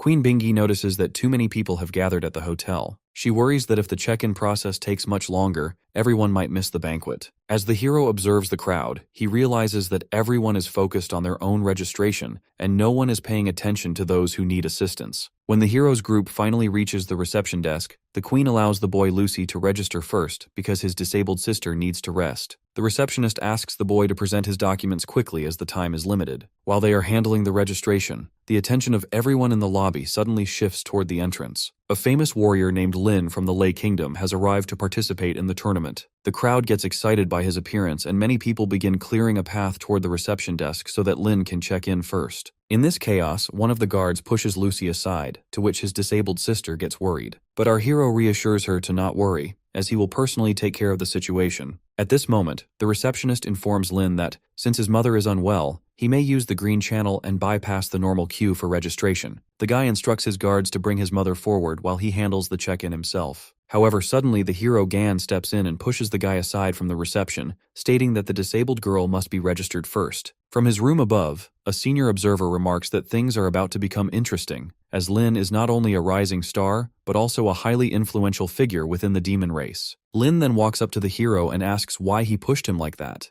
The hero does not respond, to which the guy feels angry and suddenly starts laughing like a madman. A strong energy spreads through the hall which surprises even warrior Wu Jun. The guy then remarks that the hero seems to possess unusual abilities and orders him to begin a fight immediately. But then suddenly, a short-heighted manager arrives and informs the guy that he will be disqualified if he engages in combat before the official match. He also tells him that he should not waste time dealing with such insignificant people, as he has already been assigned a luxury apartment in the hotel, where no check-in formalities are required. Hearing this, Lin calms down and leaves for his apartment, stating that he will deal with the hero during the match later. Meanwhile, the manager checks the documents of the young boy Lucy. He allows the boy to enter but refuses permission for his sister to check in. The boy feels disappointed and explains that the invitation permits them to bring a companion. However, the manager says that the room availability is limited and priority is given only to the contestants. When the manager mocks the Yun Kingdom, warrior Wu Jun becomes angry. He tells the manager that they are all contestants and deserve at least some respect. However, the manager continues to insult them, saying that kingdoms like Yun and Mist should have been removed from the 18-nation alliance long ago. He calls them useless and claims they should not be treated as important at all. Hearing this, the warrior grabs the manager's mouth. Suddenly, Queen Bingi uses her magic and forcefully throws the manager to the ground. She declares that she is the current queen of the Yun Kingdom and also the first leader of the 18-nation alliance, the successor of Liu Yun. She warns that the manager's words are too embarrassing, and for that, she has the right to kill him on the spot. She explains that when the demon clan was first formed, a decision was made that the 10 kingdoms would stay united. She says that anyone who tries to divide or weaken the demon clan can be executed at any time by the descendants of the Liu clan. She adds that the alliance conference was originally meant to represent unity and shared prosperity among the demon clan, but right now, people seem to have forgotten its true purpose. Saying this, she activates her skill to kill the manager, to which the manager panics and starts begging for his life. At that moment, Si Ming, the chairman of the Shambhala group, arrives after watching everything from his room. He apologizes to the queen for the situation and explains that due to limited room availability and concerns that the heirs of powerful kingdoms might cause disturbances, the luxury suites were booked in advance. He then presents 2 vouchers and says he will personally transfer the last remaining presidential suite to the queen's group. He also grants permission for the young boy from the Mist Kingdom and his sister to stay in his own penthouse suite. He admits that the earlier conflict was the result of poor management on his part and apologizes to everyone present. He requests that all of them rest and remain calm, as a banquet for the kingdoms will be held later. The hero then asks what should be done with the manager, questioning whether they are simply going to let him go without punishment. The chairman takes out a revolver, loads 5 bullets, and leaves one chamber empty. He states that the manager has only one chance,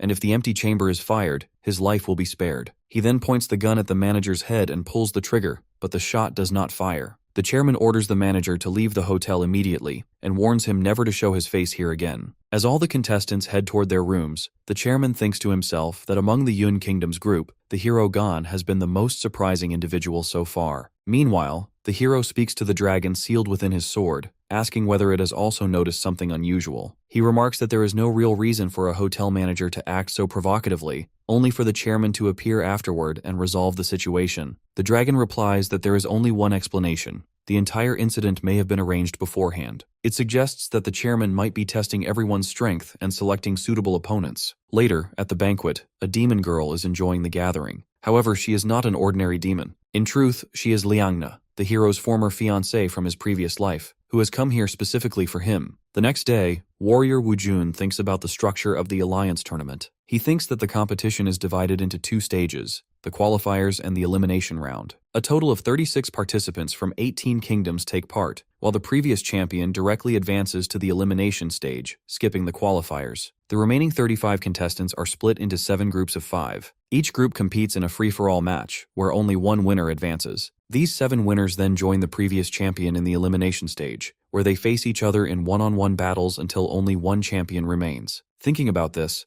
the warrior decides that unlike the hero, he must focus on improving his own ranking. He also recalls the humiliation from the previous day. When they arrived at the banquet, they were stopped at the entrance and told that the area was only for VIPs. The queen tried to explain that they belonged to the Yun Kingdom, but they were told that only the Flame, Yu, and Lei kingdoms were considered VIPs. The rest were directed to the secondary seating area. Remembering this, he feels angry at how they are treated as low-level people. After buying important supplies for the tournament, he walks through the street and notices the same thief he had dealt with before attempting to steal from another cat girl. The cat girl thinks to herself that if she had not heard her dear brother would be participating, she would never have come to such a backward kingdom. She checks the thief's information and discovers that he belongs to the Black Gold Gang. She decides that she should kill him to draw out the other hidden members nearby. However, she suddenly notices warrior Wu Jun standing close by. Changing her plan, she calls him for help. Hearing her call, the warrior leaps forward and gives a powerful punch to the thief, to which the thief crashes back. In the middle of the chaos, the cat girl is going to fall, but the warrior also grabs her. At that moment, she gets some romantic feelings for him, and feels surprised to meet him here. In truth, this cat girl is Michelle, the princess of the Snow Kingdom. Seeing Wu Jun assisting her, the remaining thieves decide to attack together. However, the princess senses their movements in advance. She uses her ice ability to freeze them instantly, as she does not want them to interrupt her time with the warrior. The warrior then remarks that the thief had already been captured by guards earlier, so he wonders how he managed to escape.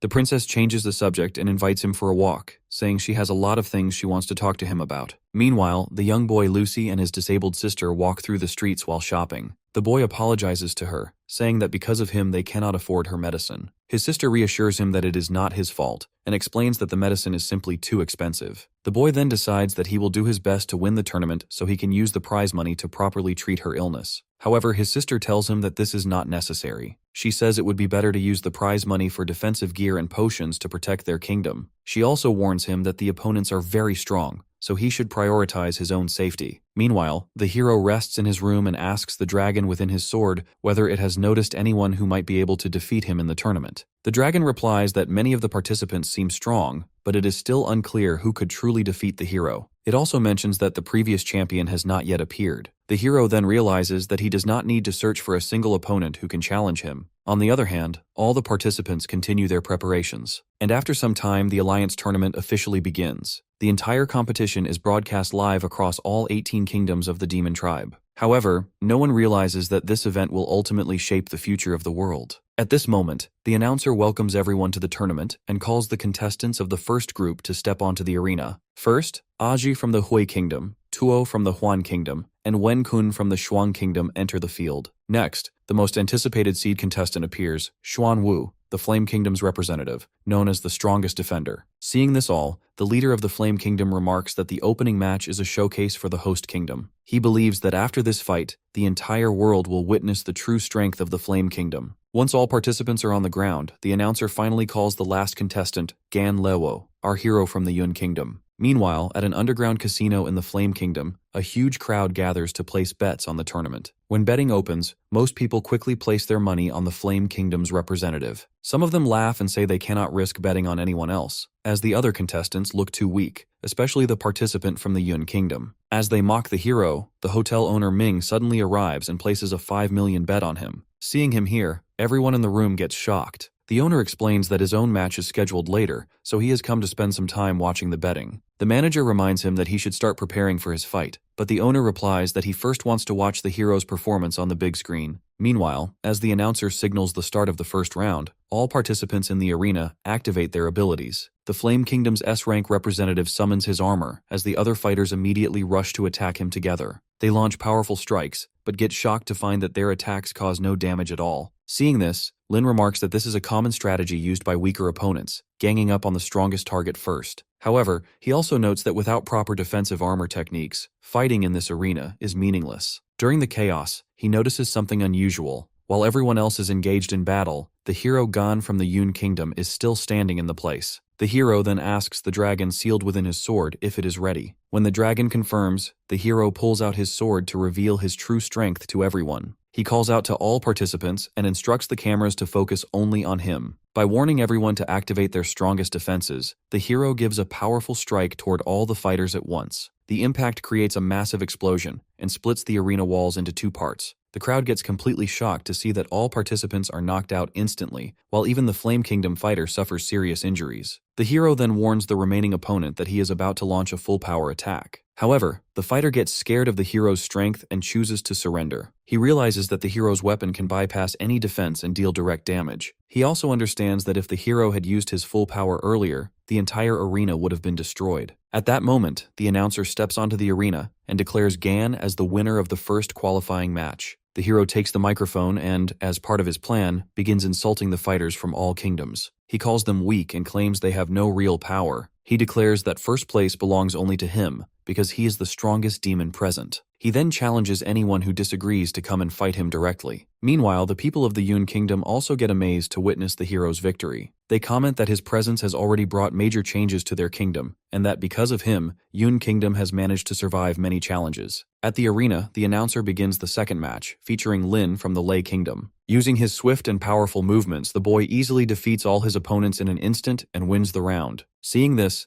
General Hua An remarks that with such powerful demon tribes existing, the Yun Kingdom never had a chance to stand strong in the past. However, the old man Wei Ming reassures him, saying that with the hero's rise, the Yun Kingdom may once again return to its former peak. Soon after, the participants for the third round enter the arena. The first is Xing Tian from the Feng Kingdom, followed by Dao Long from the Zai Kingdom. Two other contestants join them as well, and the fifth participant is warrior Wu Jun. At this moment, Queen Bingi asks the hero whether all participants will now target their kingdom's fighter. The hero replies that Dao Long is the strongest among them, and that as long as they keep an eye on him, there should be no problem. He adds that there are 7 rounds in the qualifiers, and this particular round is the only one without an S-level demon tribe member. Meanwhile, the cat girl, the princess of the Snow Kingdom, wishes good luck to warrior Wu Jun. Seeing this, members of her own kingdom criticize her, saying she should support her own side instead of their opponent. As the match begins, 2 fighters immediately leap at warrior Wu Jun to attack together. However, the warrior uses his flower technique and defeats both of them in an instant. On the other side of the arena, Dao Lang swiftly cuts down Xing Tian's head with a single strike. Now, only 2 participants remain on the battlefield who have to face each other. Warrior Wu Jun thinks that his opponent is only an A-level demon with high attack power. After his previous training in the demon cave and battles with the human race, he believes he has become much stronger. With this confidence, he moves behind the opponent with incredible speed and cuts him into 2 using a poisoned hand dagger. He feels satisfied and assumes he has already won the round. However, to his shock, Xing Tian, whose head was previously severed, suddenly revives and inserts his sword into Wu Jun's chest. The queen gets stunned to see this and wonders about how an opponent with such injuries can still fight. Meanwhile, the hero Gan senses that something is seriously wrong with this opponent. Warrior Wu Jun breaks free from the opponent's grip and gives multiple slashes on his body, but the wounds heal instantly, and the opponent gives another powerful strike to the warrior. The warrior notices that the opponent's strength is increasing rapidly as he begins transforming into a monstrous form. The hero then warns him that the opponent is highly suspicious, surrounded by a strange aura, and advises him to withdraw from the match. However, Wu Jun refuses to give up as he did not enter the battlefield to surrender. He recalls the helpless feeling he experienced during his fight against the human race and decides never to feel that way again. He declares that he will take first place in the tournament and grow stronger at any cost. Deciding this, he activates his A+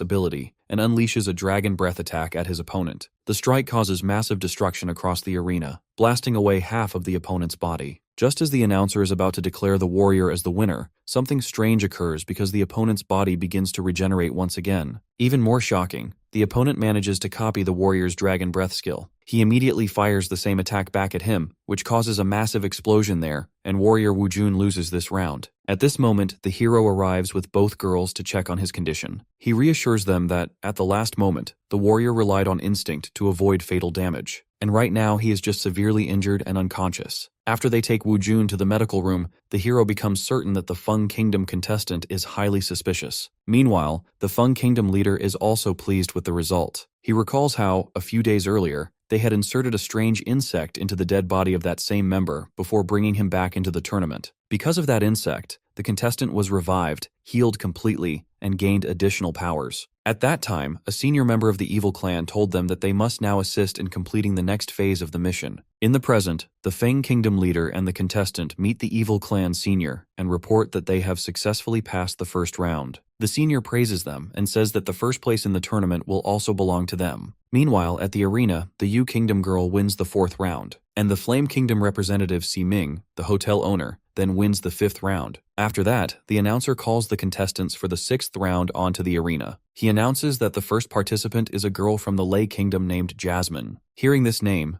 our hero Gan gets shocked and remembers his past life as a human, when he once got lost in a forest and was badly injured. At that time, a little girl had found him and treated his wounds with bandages. When she asked for his identity, he replied that he could not remember how he arrived there, but he only remembered his name. When he asked her name in return, she said she was Jasmine. Soon after, guards arrived and called her Princess Liangna, urging her to return because her mother might already be back. After that, the two of them became friends and often escaped together to spend time outside. At that time, she told him that they must use different names when they were outside. Recalling all of this, the hero realizes that his fiancée Liangna often uses the name Jasmine when she sneaks out of the capital. He wonders that the participant standing in the arena may truly be his fiancée. When the match begins, the princess uses an ice technique and freezes all her opponents instantly. The hero gets surprised, as her ability also resembles that of his fiancé. She then activates a magic circle and summons massive roots, striking all opponents and throwing them out of the arena. Doing this, she easily wins the 6th round. The hero feels confused, wondering how such a coincidence is possible. He questions that if she truly is Liangna, why would she now be a demon? After the match, when she heads back to her room, the hero follows her to speak with her. However, the dragon within his sword tells him that while she looks like his fiancée, it cannot sense even the slightest trace of Liangna's presence in her. Hearing this, the hero decides to turn back. But the princess thinks to herself that she cannot reveal her true identity to the hero just yet, because she must first complete her own objective. She recalls that in history, the evil clan infiltrated this tournament at this exact stage and eventually secured first place. After that, they used the key of the apocalypse to gradually gain control over the entire demon clan. She understands that these few days represent the most critical turning point in history. Because of this, she decides she must prevent any member of the evil clan from winning the tournament. She also recognizes that their true opponent is far more dangerous than they originally believed, and that revealing too much now could create even more uncontrollable changes. She thinks that the hero will need to wait a little longer, and she promises that she will explain everything to him later. Meanwhile, the hero thinks about how this world has changed since his rebirth. Because of the disturbance caused by his return, his original human counterpart's whereabouts are now unknown. He realizes that a butterfly effect has already begun and may soon spread across the entire world. However, he cannot yet predict what new conflicts may arise among humans. The dragon asks him what he plans to do if this conference ultimately fails. The hero replies that if that happens, he will have no choice but to proceed with the original plan. Later, the hero and Queen Bingi review the league conference qualification list together. They see that 6 rounds of qualifiers have already been completed, including Shuo, who was given a direct pass. 7 contestants have now qualified for the elimination stage, and only 1 qualification spot remains. At the arena, the final qualification match begins. The 2 participants are the young boy Lucy and Lao Bai, an S-rank leader of the Black Gold group. The leader asks the boy if he is the one who attacked his subordinate earlier. He says he spared him only so he could slowly break him down and make him understand the consequences of offending the Black Gold group. At this moment, the hero asks Queen Bingai whether she believes the young boy has no chance of winning this final match. He remarks that, in terms of rank and strength, the young boy cannot compare to the others, and most people believe he is destined to lose this match. However, he also points out that the boy has a disabled sister who is hoping for his victory. The young boy then prepares himself to fight and tells the leader to attack him as he is not afraid of him. Seeing this, the hero recalls his own past, a time when he entered an arena to fight an S-rank gladiator far stronger than himself. Back then, his fiancée was captured in a cage, and he fought solely to rescue her. He remembers believing that if he won, they would be freed, because even in that chaotic system, the rules of the arena were never broken. Realizing this, he leaps at the opponent to fight with his full power. Now in the present, Lucy gives an ice strike at his opponent. However, the leader blocks it easily with his arm and gives a punch to the boy's face. Because of this attack, the boy gets badly injured, to which his sister gets worried. Despite the damage, the boy does not lose focus. When the leader moves in for another attack, Lucy dodges it first. Taking advantage of the moment, he inserts an ice arrow into Lao Bai's head and defeats him instantly. At that moment, Lucy's power suddenly increases, and he breaks through into S-class rank. Everyone on the field, including Queen Bingi, gets shocked that he has achieved an S-class breakthrough during the fight itself. The announcer also declares him as the winner of the final qualification round. The announcer states that the 8 contestants for the elimination stage have now been finalized. He explains that the elimination round will consist of 3 stages, each made up of one-on-one life or death battles. He then instructs all contestants to go backstage and draw lots for their matchups. As the participants move backstage, the hero looks at Jasmine and decides that he must return to his human body at any cost to understand what is happening there. The dragon then warns him that the greatest threats to his life are Lin and Si Ming. It also adds that Shuo's strength is still unknown, but it is certainly not weak. The hero draws his lot and discovers that he has number 1, meaning his opponent will be the contestant who draws number 2. Looking around, he sees that Lucy has drawn number 2. At that moment, Si-Ming, the hotel owner, notices that he himself has drawn number 5. However, he wants to face the hero directly, so he uses a mysterious technique and swaps his number with Lucy's.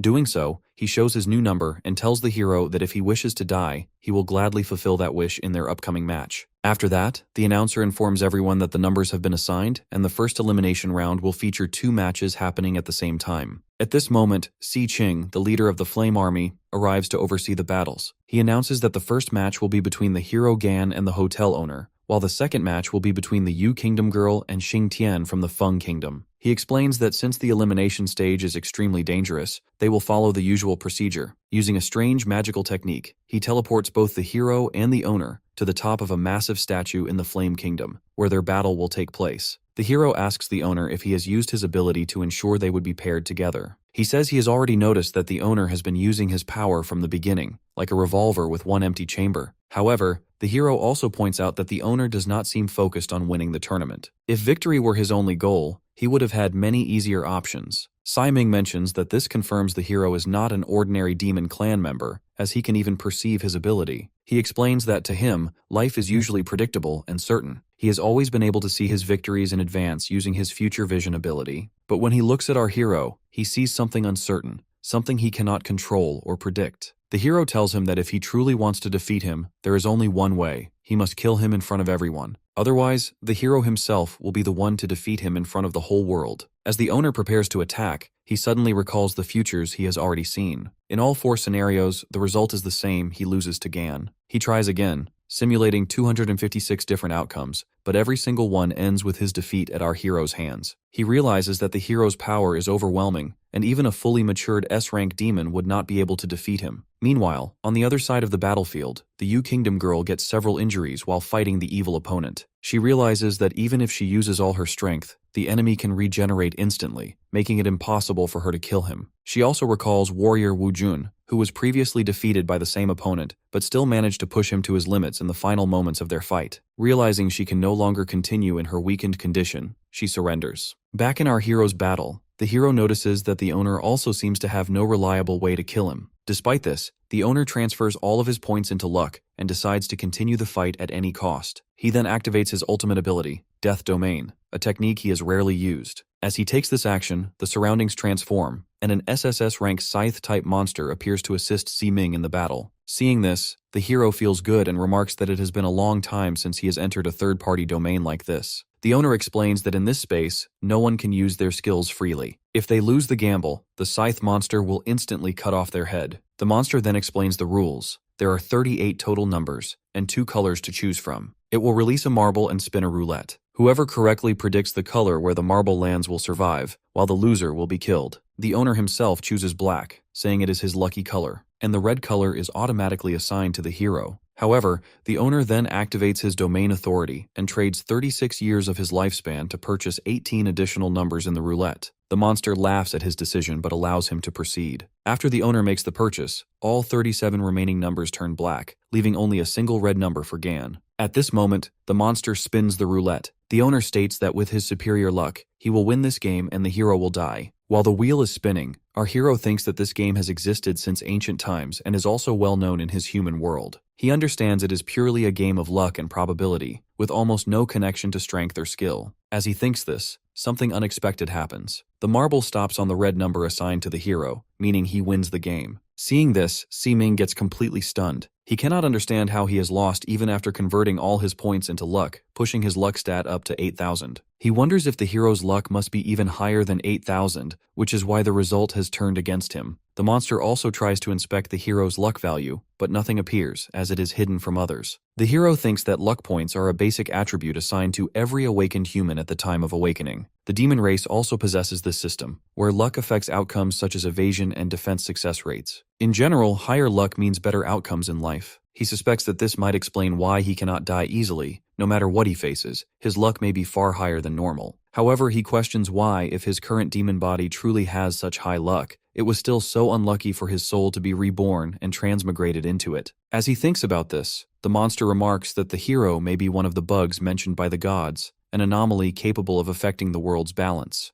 At that moment, Si-Ming states that since he has lost the game, the monster must now take his head as per the rules. He remarks that even though he can see countless possible futures, he still cannot properly guide his own life, which is quite bad. The monster agrees and prepares to cut off his head. At that moment, the hero Gan steps in and blocks the attack with his sword very easily. He states that as long as even the smallest chance of survival exists, he will not die, and now he will remove even that remaining possibility. He explains that this gamble is now limited to the three of them, and the outcome will be decided only between them. The monster feels confused about what the hero means, but the hero tells him to look at the roulette. Actually, our hero has shifted the marble onto Si-Ming's black number. Seeing this, the monster gets angry as he understands that the roulette has been tampered with. However, the hero says that now the monster has two choices, either kill him or fight him directly. Seeing the hero's attitude, the scythe monster suddenly strikes at his chest to kill him. However, to its shock, the hero's healing ability activates instantly and heals his wound within seconds. The owner gets stunned to see this because in this space, no one is supposed to be able to activate their skills. Yet the monster explains that there is actually one person who can break this rule, and he has recognized the hero's ability. The monster then sits down before the hero in a respect and asks if the hero has inherited the power of the demon god. He reveals that he was once a contracted demon general of the demon god himself, and has maintained that contract for over 100 years. Because of this bond, the restrictions of this space cannot suppress the demon god's power. He declares that the hero is now his rightful master and requests permission to serve him once again. When the hero accepts his request, the surroundings shift, and both the hero and Si-Ming return to the top of the statue.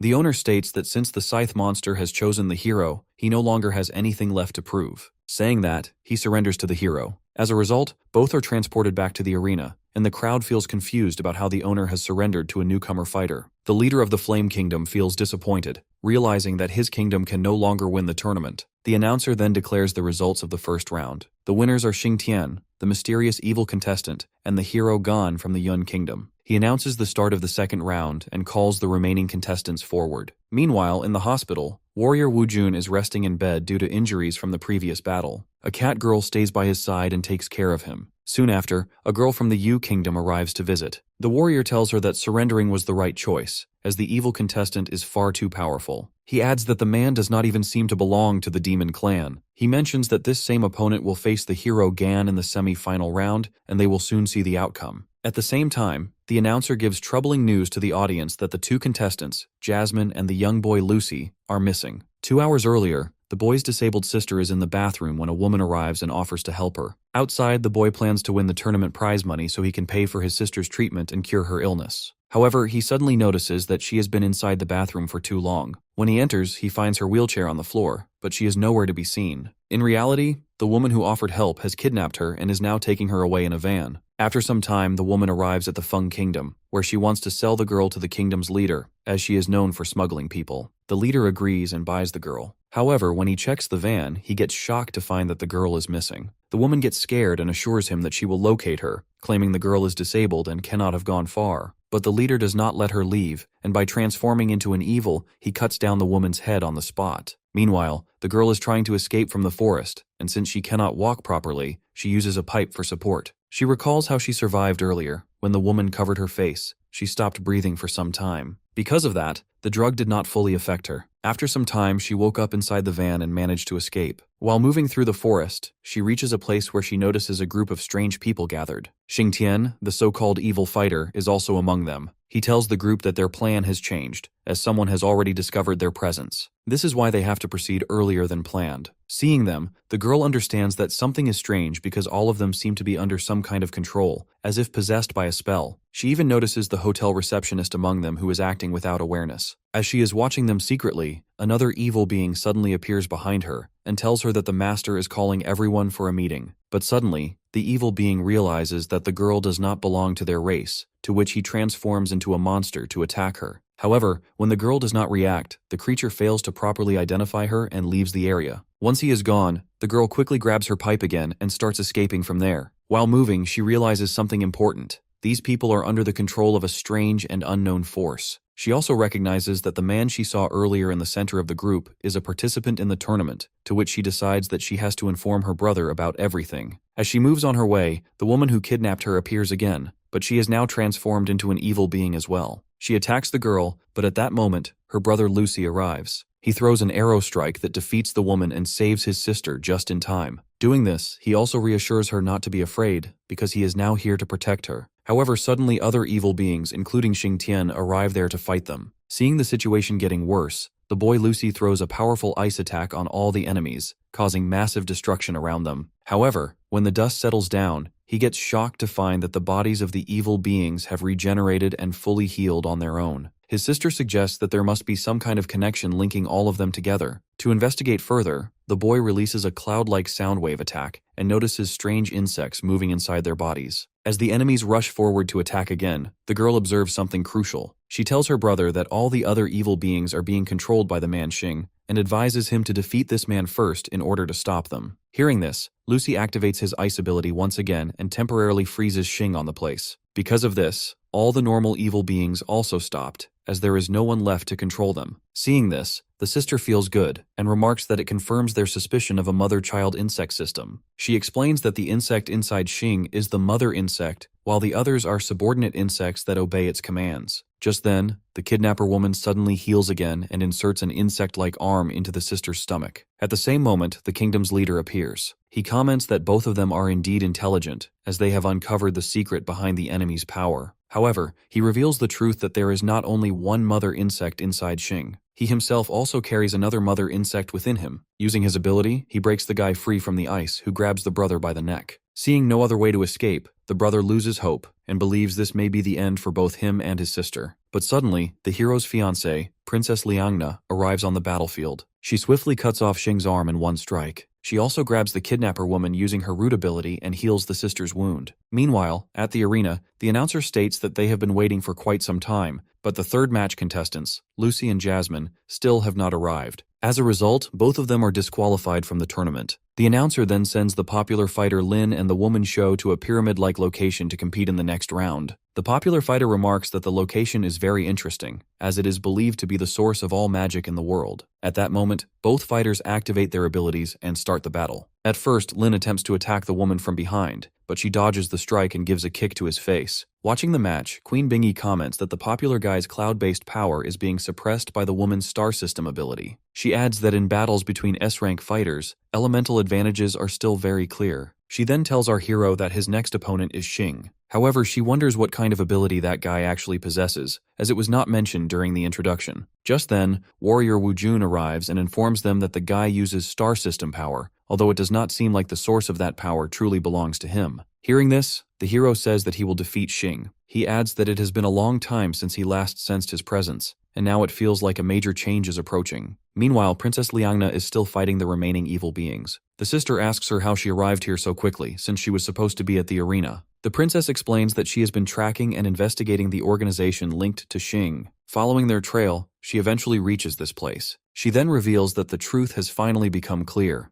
These enemies were originally members of the demon race, but their bodies have been taken over by parasitic beings from the evil race. She further explains that, according to history, the evil race was originally expected to win the tournament. However, she says they will discuss this later, as she must first deal with the enemies in front of them. Suddenly, both mother insects become angry and rush toward the princess to attack her. The princess tells the boy Lucy that they must capture both mother insects immediately, as this is their only chance. The boy agrees, and by giving 2 attacks, he cuts through both creatures in an instant. However, he notices that both of them quickly start recovering again, so questions how they can be defeated. In response, the princess activates her root ability and tightly grabs both mother insects. She realizes that if their hosts have recently overused their power, their bodies may already be unstable. With this in mind, she prepares a mage technique to destroy the insects inside them. She then activates a skill called Sea of Flowers, causing both mother insects to lose consciousness. She tells Lucy that once the insects exit the bodies, he must strike them with full force. The boy agrees, and as soon as the insects emerge, he delivers powerful attacks and destroys them completely. As a result, both the kingdom's leader and Xing die on the spot. The boy gets amazed by this, but then he notices something unusual starts happening with Princess Liangna. She comments that the time is short and calls Lucy and his sister closer, as she has something very important to inform them. Meanwhile, in the arena, Lin and Lady Shuo continue their battle. Seeing the lady, the guy claims that she is only a woman from the Yu Kingdom who relies on elemental suppression to gain an advantage. However, he declares that his goal has always been to claim first place, so he decides to fight with his full strength. he suddenly rushes forward and creates numerous clones of himself. He tells her that she can no longer identify his real body among them. But to his shock, she immediately throws a powerful lightning strike, to which every clone gets destroyed at once. Seeing this, the guy gets totally stunned and realizes that Lady Shuo possesses 2 elemental attributes and has not been fighting seriously from the start.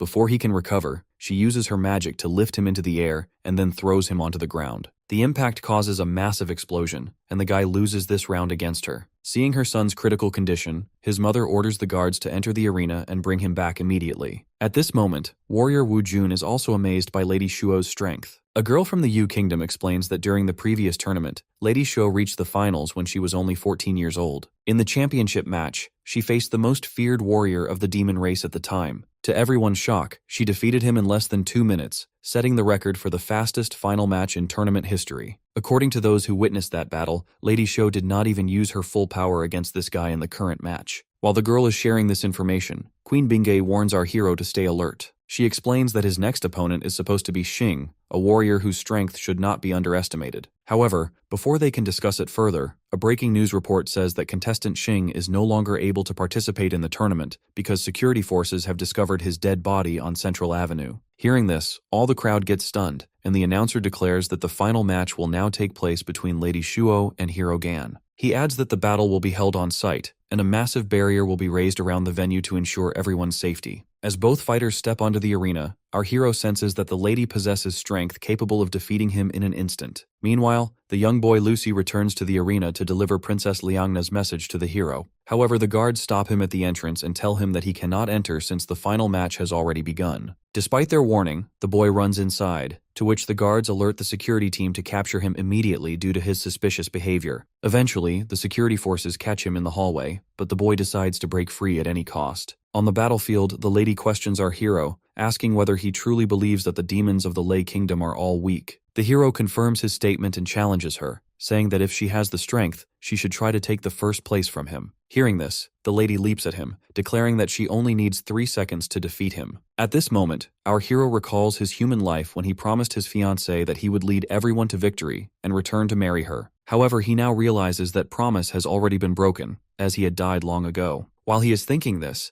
the lady suddenly strikes his neck with her demonic nails. The hero analyzes her abilities and realizes that she is a dual-element user who also possesses demon armor. Realizing her strength, he decides to push her further, so she is forced to reveal her full power. Lady Shuo notices that the hero's wound heals instantly. She remarks that it is strange, as the hero is only an A-rank demon, and even S-rank demons do not normally have such rapid regeneration. Still, she does not hold back, and by transforming her leg into a sharp spike, she inserts it into his chest. Because of this, an explosion happens on the battlefield, and the announcer comments that it seems the hero can't fight back against Lady Shuo. The crowd becomes excited and starts cheering for her, mentioning that she should finish the hero immediately for disrespecting their kingdoms. Meanwhile, warrior Wu Jun thinks to himself that the hero has already chosen a path that may lead to his death. He recalls an earlier conversation before the final match, when he asked the hero why he wanted to return to the human world. The warrior had told him that with his current strength, he could easily win the championship, and even if he returned as a demon,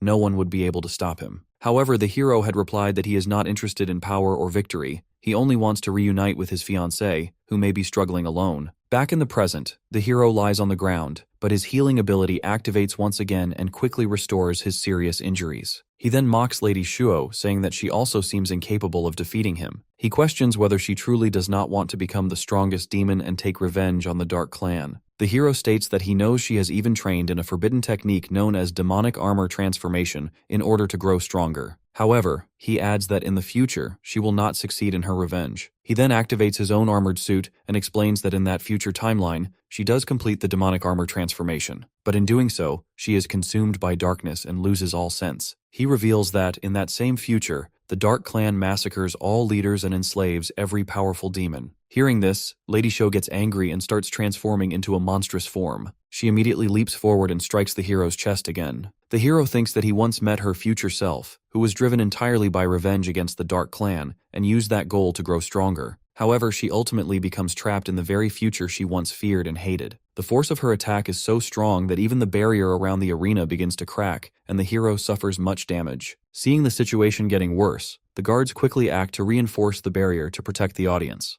Meanwhile, a girl from the Yu Kingdom comments that she has never seen Lady Shuo this serious before, and it is clear she is now using her full power. At this moment, the hero's reflective damage skill activates and sends the same force back toward the lady. However, the hero notices that it has no effect on her, as she has already lost her senses. The hero feels good, thinking that if he can be defeated here, he may finally end up returning to his human life. Just then, Lucy rushes onto the announcer's stage and calls out to the hero into the microphone. He says he has an important message, claiming it comes from a girl named Jasmine. He then reveals that this girl is actually the hero's fiancée, Liangna. He delivers her message that she tells the hero that he must win this match and rise to the top of the demon clan. She also says that he did not come alone in this journey, and that it is not a lonely path through time. Hearing this all, our hero gets completely stunned. The boy explains that his fiancée has also said once the hero takes first place, she will meet him and explain everything. At that moment, as Lady Shuo prepares to strike again, our hero Gon summons an ice golem, which easily blocks her attack. Seeing the massive golem, everyone in the arena gets shocked. And General Hua An from the Yun Kingdom also realizes that the hero is now getting serious in this battle. As Lady Shuo continues fighting the golem, she remarks that this confirms the hero is a rare summoning type demon. However, the hero is still thinking about his fiancée and suspects that she may have been reborn as well. He also wonders why she did not reunite with him directly, feeling that there may be something she is unable to reveal. The dragon apologizes to the hero, saying it failed to sense her presence earlier. It then asks what their next move should be. The hero mentions that they must go and meet her as soon as possible, because he has many things he needs to discuss with her. He also realizes that since she wants him to reach first place, she must have her own reason for it. This is why our hero decides to end the match quickly and move forward. Meanwhile, Lucy returns the microphone to the announcer and apologizes for his earlier interruption. The announcer then remarks that the ice golem summoned by the hero is extremely powerful. However, Lady Shuo attacks the golem and destroys it on the spot. By now, she is already transformed into a 50% monstrous state and once again charges toward the hero. Seeing this, the hero notices that the side effects of her transformation are beginning to take hold, and she still cannot fully suppress the corrupted will within her. Feeling angry, the lady declares that no one can stop her and that she will never be controlled by anything. She collides with the hero with incredible speed, creating another massive explosion on the battlefield. Seeing this, Queen Bingi gets worried for the hero. The girl from the Yu Kingdom mentions that in the first match, the hero won by destroying the arena. In the second match, no one knew what truly happened between him and his opponent, except that the opponent surrendered. However, she notes that this time the hero is facing a much stronger enemy, making victory far more difficult for him. However, Warrior Wu Jun comments that dealing with Lady Shuo does not require the hero to go all out. Hearing this, the girl from the Yu Kingdom feels bad, and the warrior thinks to himself that after hearing Lucy's message, he now understands the hero's true decision. He wishes the hero good luck to win the tournament and to let everyone witness the true strength of the Yun Kingdom. As the dust settles down on the battlefield, Lady Shuo notices that the hero has summoned his powerful sword to block her attack, and his injuries have already fully healed. In response, she begins a full transformation into a monstrous form, declaring that even if she loses her sanity completely, she must win this match. Seeing the situation getting worse, our hero also activates the full power of his sword, and both of them leap at each other to attack. Their collision creates a massive explosion that shocks everyone present, and the protective barrier around the arena gets completely shattered. As a result, the lady gets badly injured. She realizes that even after activating her full monstrous form, she is still effortlessly defeated by the hero, and her armor is also broken. The hero throws a cloth over her to cover her, and at that moment she understands that he is the true pinnacle of the demon clan.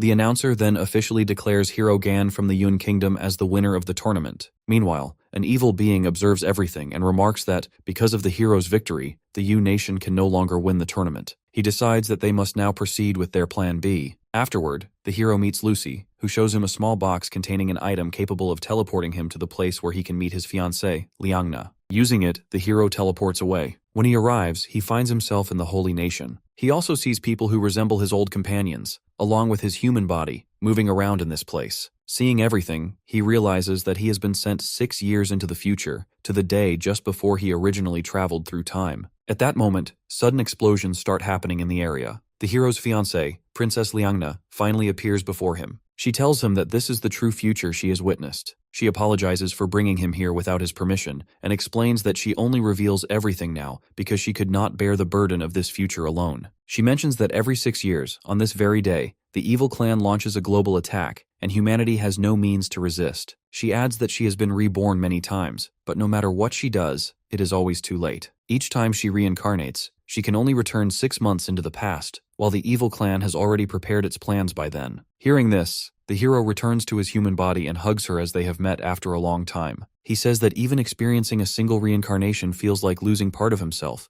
yet she has endured it countless times. He also realizes that he had always believed the system was responsible for his reincarnation power, but in truth, it was Liangna who brought him back each time. When the hero asks how she managed to do all of this, she explains that in the future, 6 years ahead, she dies. And at that moment, her foresight ability unexpectedly evolves into a form of rebirth. However, this power is limited, and she can only return 6 months into the past, which is never enough to change the outcome of events. In an attempt to break this cycle, she travels to the demon clan's territory. By then, the evil clan has nearly destroyed the entire demon clan, leaving only a few survivors who are forced into slavery. There, she encounters a strange demon who begs her to kill him. This is the same demon whose body the hero is currently using in his demon life. That demon explains that his entire clan and family have already been slaughtered. Despite that, he is unable to die. No matter how hard he tries, even the evil clan cannot kill him. He says that the more he seeks death, the stronger he becomes. However, he is alone and unable to fight the entire evil clan or bring back his loved ones. Because of this, he makes a deal with Liangna. He reveals an ancient secret technique of the demon clan that can send the princess further back in time,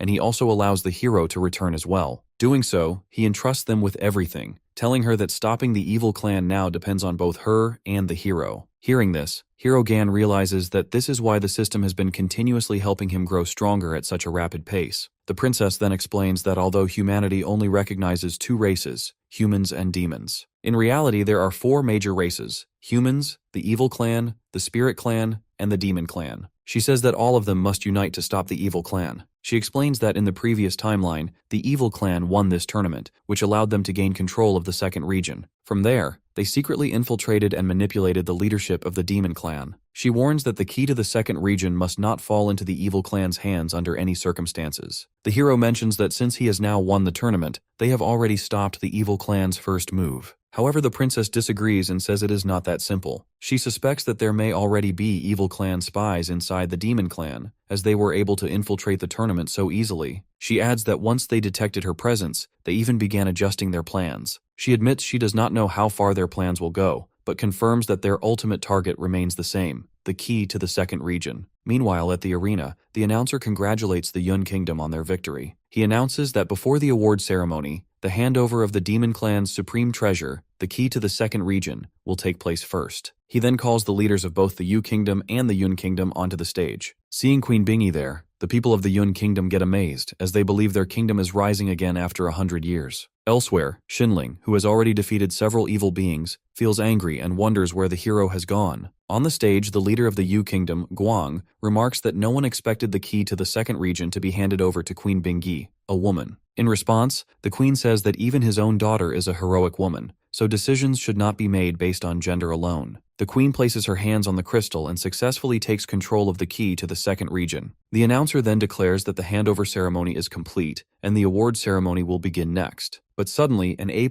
rank evil monster appears and kills the announcer instantly. Seeing this, the queen notices that it is not just a single attacker. Many evil clan members have infiltrated the area and begun slaughtering innocent demon civilians. Seeing the situation getting worse, warrior Wu Jun immediately runs to protect the queen. The evil clan members declare that the key to the second region is now in the queen's possession, and they must capture her at all costs. At that moment, the Flame Nation's army leader, Chen Qing, also arrives there to protect the queen. Meanwhile, the hero remarks that the human clan must be in complete chaos right now, as Xin Jibiao, a human hunter, has launched a military coup. The princess explains that when she first transmigrated back in time, her body was still too weak. She could not fully use her power, nor did she have enough time to stop the hunter's actions. She adds that in the previous timeline, the coup happened during the engagement banquet, but the hero managed to stop it. However, this time, since the hero has not yet awakened, their actions become even more ruthless. To counter this, she used her ability in advance to create puppet copies of the hero's most trusted companions. The ones who attended the banquet and were killed were only these puppets. Meanwhile, the real companions secretly protect the princess and the hero's physical body and leave the military camp beforehand. She explains that Hunter Jibiao's army is now targeting the Yun Nation. Because of this, she intentionally left the hero's sword behind and lured the hunter into taking it. She knew that once the hero and the hunter crossed paths, the hero would eventually be able to reclaim his sword.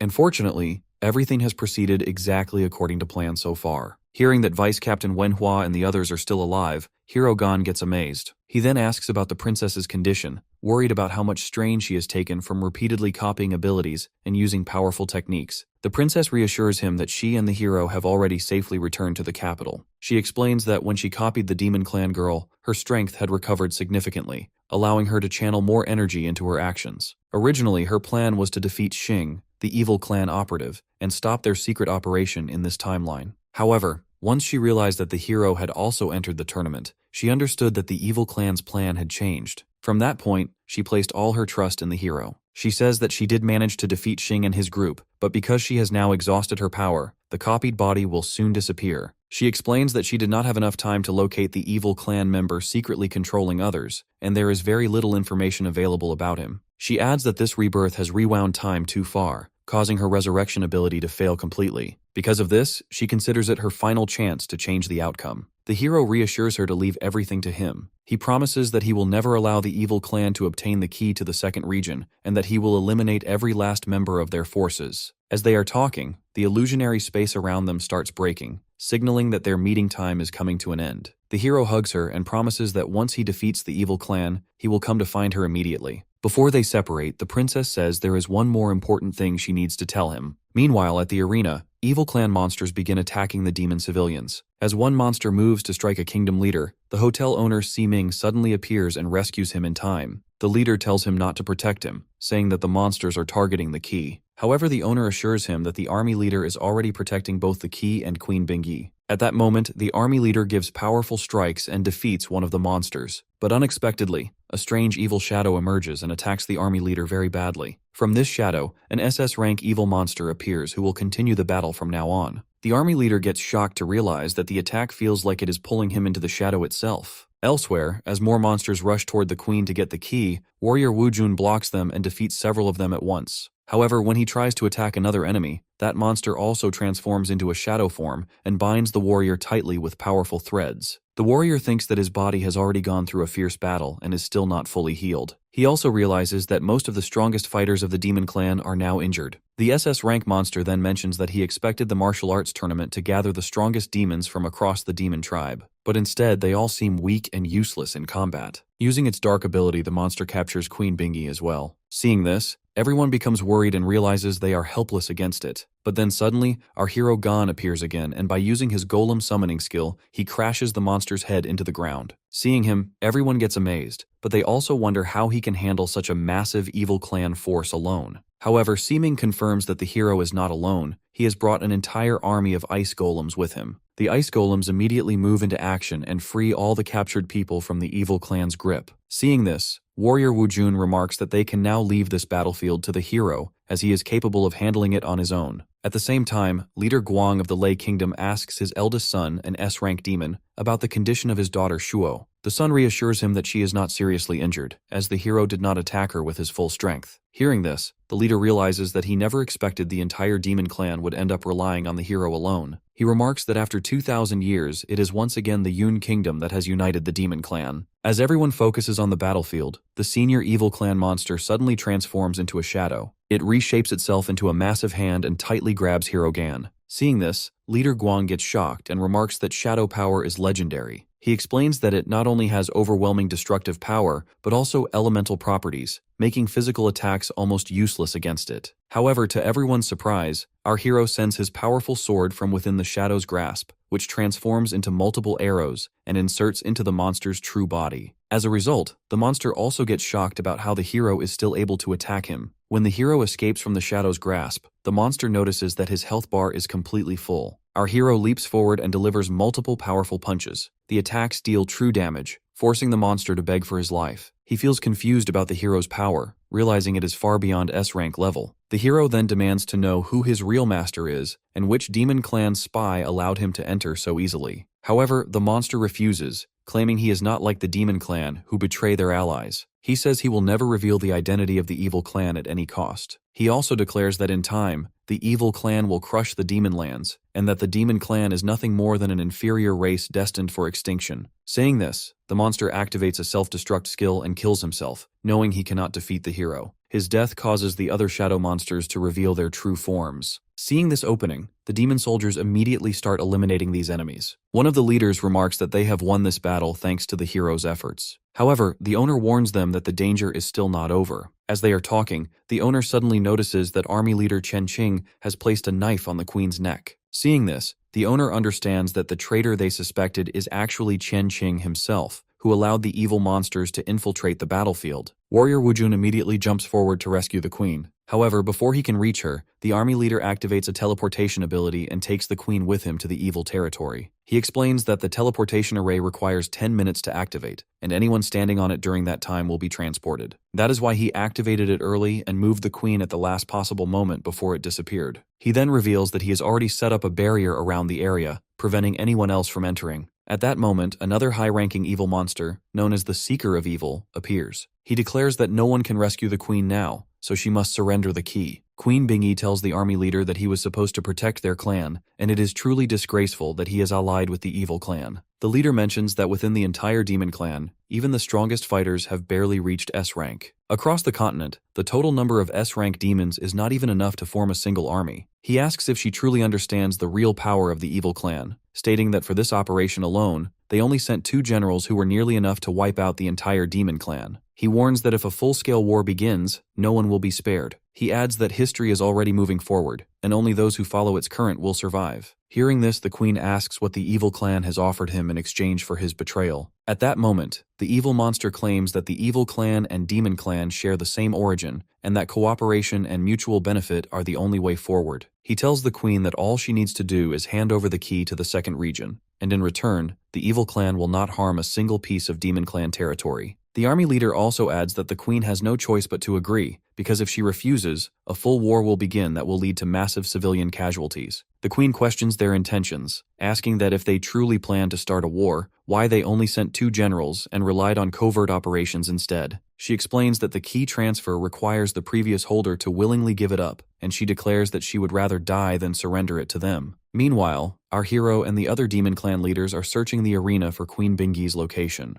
Warrior Wujun blames himself, saying he should not have been away from the queen. The Flame Kingdom's leader also orders his soldiers to begin a full-scale search and find the queen at any cost. The Lei Kingdom's leader also instructs his son to gather all troops and assist in the search. At the same time, the owner decides to use his skill to scan every location within a 10-kilometer radius. The boy Lucy agrees and activates his own ability to help as well. Using his power, he sends out energy waves across the area. After scanning, he finally detects that the queen has been taken by the evil clan and is being held inside a temple beneath a statue. Hearing this, the owner gets worried, as there is no one with spatial teleportation ability present here, and the statue is located at least 100 kilometers away. However, our hero says he can handle the situation. Using his summoning skill, he calls out his companion dragon from the sword's dimensional space. When the dragon appears, everyone gets stunned and initially assumes it is an evil clan summon, but the hero reassures them that it is his ally and will help them reach the statue quickly due to its extremely fast flying speed. He also asks Si Ming and Lucy to join him, saying their abilities will be useful for the mission. They all climb onto the dragon, and it immediately takes off toward the destination with incredible speed. Seeing this, the other leaders are totally stunned by how many powerful abilities the hero possesses and how effortlessly he controls them. Meanwhile, the evil monster summons insects in his hands and threatens the queen, saying that if she does not hand over the key, he will inject them into her body. Suddenly, the entire temple starts collapsing, and the barrier set by the army leader breaks completely. In reality, Gan has arrived, and with a single sword strike, he destroys the statue above the temple. He then lands his dragon down, which causes much destruction there. Seeing the hero, Queen Bingi feels some hope,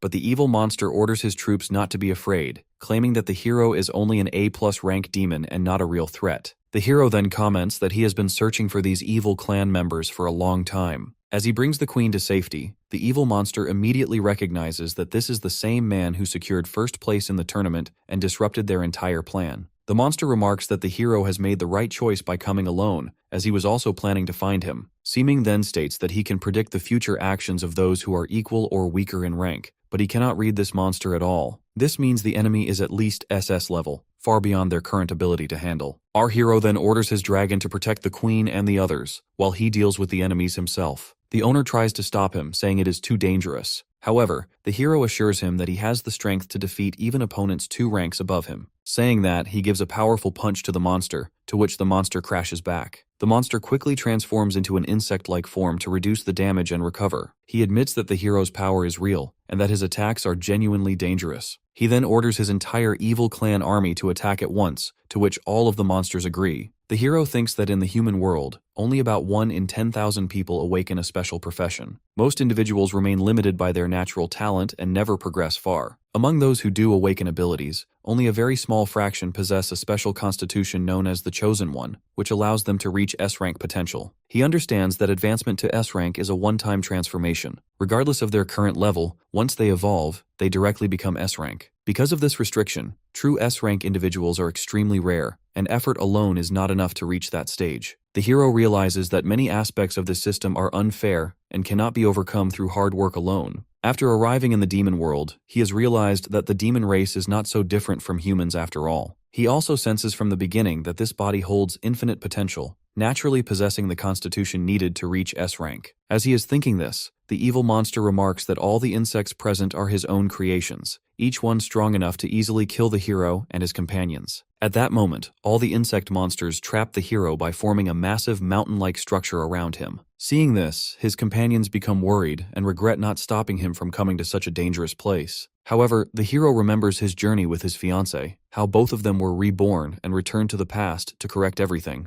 Recalling that, he activates his powerful skill, to which a bright light erupts from within the insect mass, and all the monsters get destroyed instantly. As the dust settles down, the evil monster gets shocked to see that the hero has broken through to S-rank, and all his stats significantly increased. The hero states that his A+ rank was already more than enough to defeat the evil monster. He only chose to advance to S rank because he wants to end the battle as quickly as possible. Saying that, he grabs the monster by the neck, and when the monster tries to transform into an insect to escape, the hero slams him into the ground. Seeing this, the hero's companions get astonished. They realize that after reaching S rank, the hero's punches are now powerful enough to inflict true damage even on an enemy of this level. The monster suffers some injuries from the attack and notices that he can no longer change forms. In reality, the hero's skill is preventing him from using any action that could help him escape or gain an advantage in battle. As the monster feels confused about how the hero has become so powerful, the hero comments that it is now time for him to answer a few important questions. Afterwards, Si Ming defeats Commander Ching and declares that the commander will be judged according to military law. Meanwhile, the young boy also finishes the remaining insects, while our hero and the queen bind the evil monster in chains for interrogation. The hero asks who masterminded the entire scheme,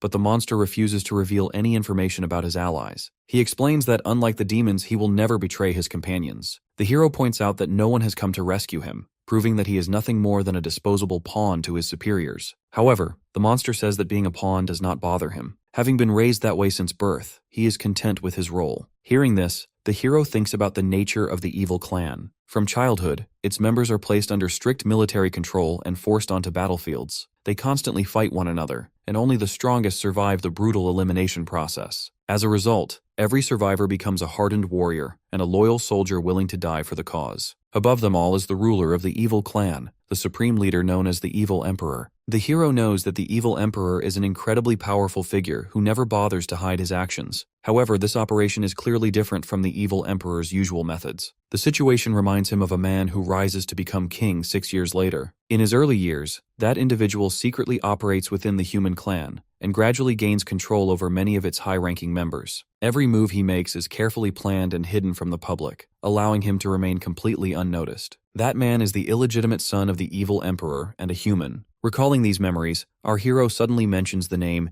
Evil Morning, to which the monster gets shocked. Seeing the reaction, Gan realizes that his suspicion is correct. He remarks that he never expected Evil Morning to begin his schemes so early. At this point in time, that man should still be hiding among the human clan, secretly carrying out his plans from the shadows. Hearing this, the monster thinks that only he knows the true origin of his master, and even the Evil Emperor is unaware of that existence. He feels worried, sensing that the hero's power is completely strange. He judges that the hero's demon clan could become a serious threat to the evil clan in the future. Because of this, the monster decides he cannot remain alive or say anything further. He tells the hero that the evil clan still has one final assault force. While the hero was taking part in the competition, That force had already entered the Yun Kingdom from the western border. He explains that the leader of that unit is an S-rank member of the evil clan, powerful enough to destroy the entire Yun Kingdom alone. Revealing this, the monster activates a hidden ability and destroys himself on the spot. Queen Bingy gets worried to hear this as the Yun Kingdom is now in serious danger. However, the hero tells her not to panic and suggests that they first find a way to contact the Yun Kingdom and confirm the situation. A few hours earlier, inside the Yun Kingdom, a human named Xin Ling arrives. He is the younger brother of Hunter Jibiao, and by feeling, he believes our hero is responsible for his brother's death, so he will tear him apart as well. Elsewhere in Yun Kingdom, several evil beings secretly observe the movements of the people. They realize that the citizens are distracted by the tournament and decide to take advantage of the situation to carry out a massacre. At that moment, the kid Tianxiao appears and questions their identity. The evil beings beat him badly and decide to eliminate him completely to erase any trace of their presence. Just then, Xinling arrives and asks about Gan's location. The evil beings mock him, but the guy immediately cuts off one of their heads. Seeing this, the remaining evil beings rush to attack him together. However, the guy proves to be extremely strong and defeats all of them on his own very easily. After the fight, he approaches the kid and asks again about the hero's whereabouts. The child feels good and thanks him as he has rescued him from the attackers. Meanwhile, our hero Gan safely brings the queen back to the Alliance. Following their victory, everyone starts celebrating the festivities. As Queen Bingy looks around, she recalls the pre-tournament banquet held only a few days earlier. At that event, the 18 Alliance nations were divided into upper, middle, and lower ranks. Back then, the Yun Kingdom was considered a lower-ranked nation, and she was not even permitted to sit at the main table. However, now the situation is completely different, because she sits at the main table in one of the most honored seats. Meanwhile, the Lei Kingdom, which made no contribution during the recent battle, no longer has the privilege of sitting among the leading representatives. Thinking about this change, she announces that she has something important to share with everyone. She remembers a gathering from the past when Liu Yun, the ancestor of Yun Kingdom, brought together members of the demon race around a bonfire. During that gathering, Liu Yun reminded everyone that all demon clans originally came from the same roots. She spoke of a future where every member of their people would be treated equally and live together as one united community. It was because of that vision that the 18 families formed the alliance and swore an oath to remain united forever, without allowing rank or status to divide them. Recalling those words, Queen Bingy tells the alliance leaders that their current celebration should be transformed into a grand bonfire gathering, where everyone can participate equally. After some time, everyone gathers for the celebration party and is amazed by the changes that have taken place. During the event, the Queen is officially appointed as the new commander of the Alliance Army. She also announces several major reforms. From now on, the martial arts tournament that is held every 3 years will be replaced with a sports festival. In addition, each of the 18 nations will be granted one opportunity to request the mobilization of the Alliance Army when necessary. As for the Alliance Key, it is entrusted to none other than our hero Gan. Meanwhile, the popular guy Lin shares a new idea with his assistant. He decides to produce a movie based on the events of the Alliance martial arts tournament, but he decides that he will play the leading role himself. When the assistant asks whether the hero Gan will also be invited to appear in the film,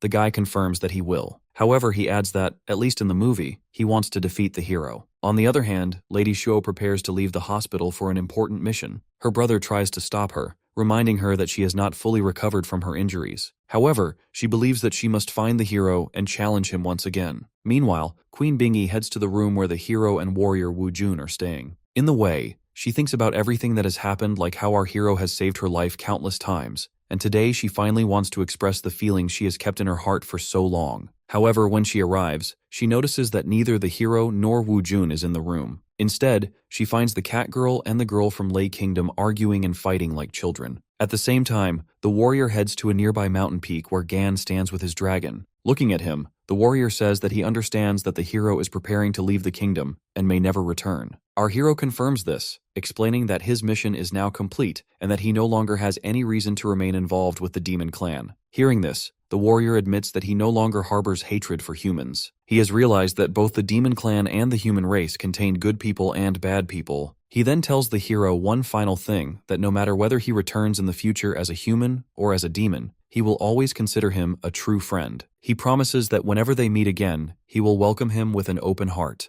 The warrior asks whether the hero is preparing to return to the human world. The hero refuses and explains that he first wants to visit the secret realm of immortals and demons. Hearing this, the warrior gets stunned, as the realm belongs to the spirit clan. However, he also knows that the hero can enter any territory very easily. The hero then tells the warrior that he will soon hold a grand wedding among the humans, and insists that the warrior must attend. Saying that, he summons his dragonflight and leaves the kingdom. From behind, warrior Wujun expresses his gratitude for saving the entire demon clan, and declares that the entire demon clan will always stand behind the hero from this day forward. On the way, the hero recalls the moment when he went to meet his fiancée, Princess Liangna. At that time, she tells him that she wants to explain how he might be able to return to his original human body. The hero replies that he already knows the method. Returning is possible if he dies in his current demon life. However, the system then reveals the truth that this idea was created by the system itself and was only a lie designed to help him grow stronger more quickly. Despite this, the princess assures him that she has discovered another way. She explains that they first need a key item called Spirit Awakening Grass, and this herb can only be found in the immortal and demon realm of the Spirit Clan. She adds that the realm is surrounded by massive hurricane bands that completely isolate it from the outside world. The winds are extremely powerful enough to shatter even the hardest steel on contact. Because of this barrier, very few Spirit Clan members can leave, resulting in their natural isolation. But it also ensures that no other race can invade the Spirit Clan by sea, land, or air. The princess explains that after 6 years, this realm remains the only territory not captured by the evil clan. She adds that while others cannot enter it, the hero and his dragon are capable of breaking through its defenses. Hearing this, Gon says that he understands the Spirit Clan is the princess's father's race, and he also realizes that she likely wishes to return to her original body as well. The princess reassures him that if he passes by her resting place in the future, he should simply bring a bouquet of flowers for her. Remembering these moments, the hero finally reaches the outside of the immortal and demon realm. With the help of his dragon, he rises high into the sky, even above the clouds. From that height, he spots his destination and immediately dives downward to break through the barrier. Meanwhile, in the Flame Kingdom's prison, Sai Ming binds the army leader with chains and interrogates him. From the questioning, he learns that the evil clan's next target is the Spirit Clan. The army leader also states that the owner's interference ruined his plan,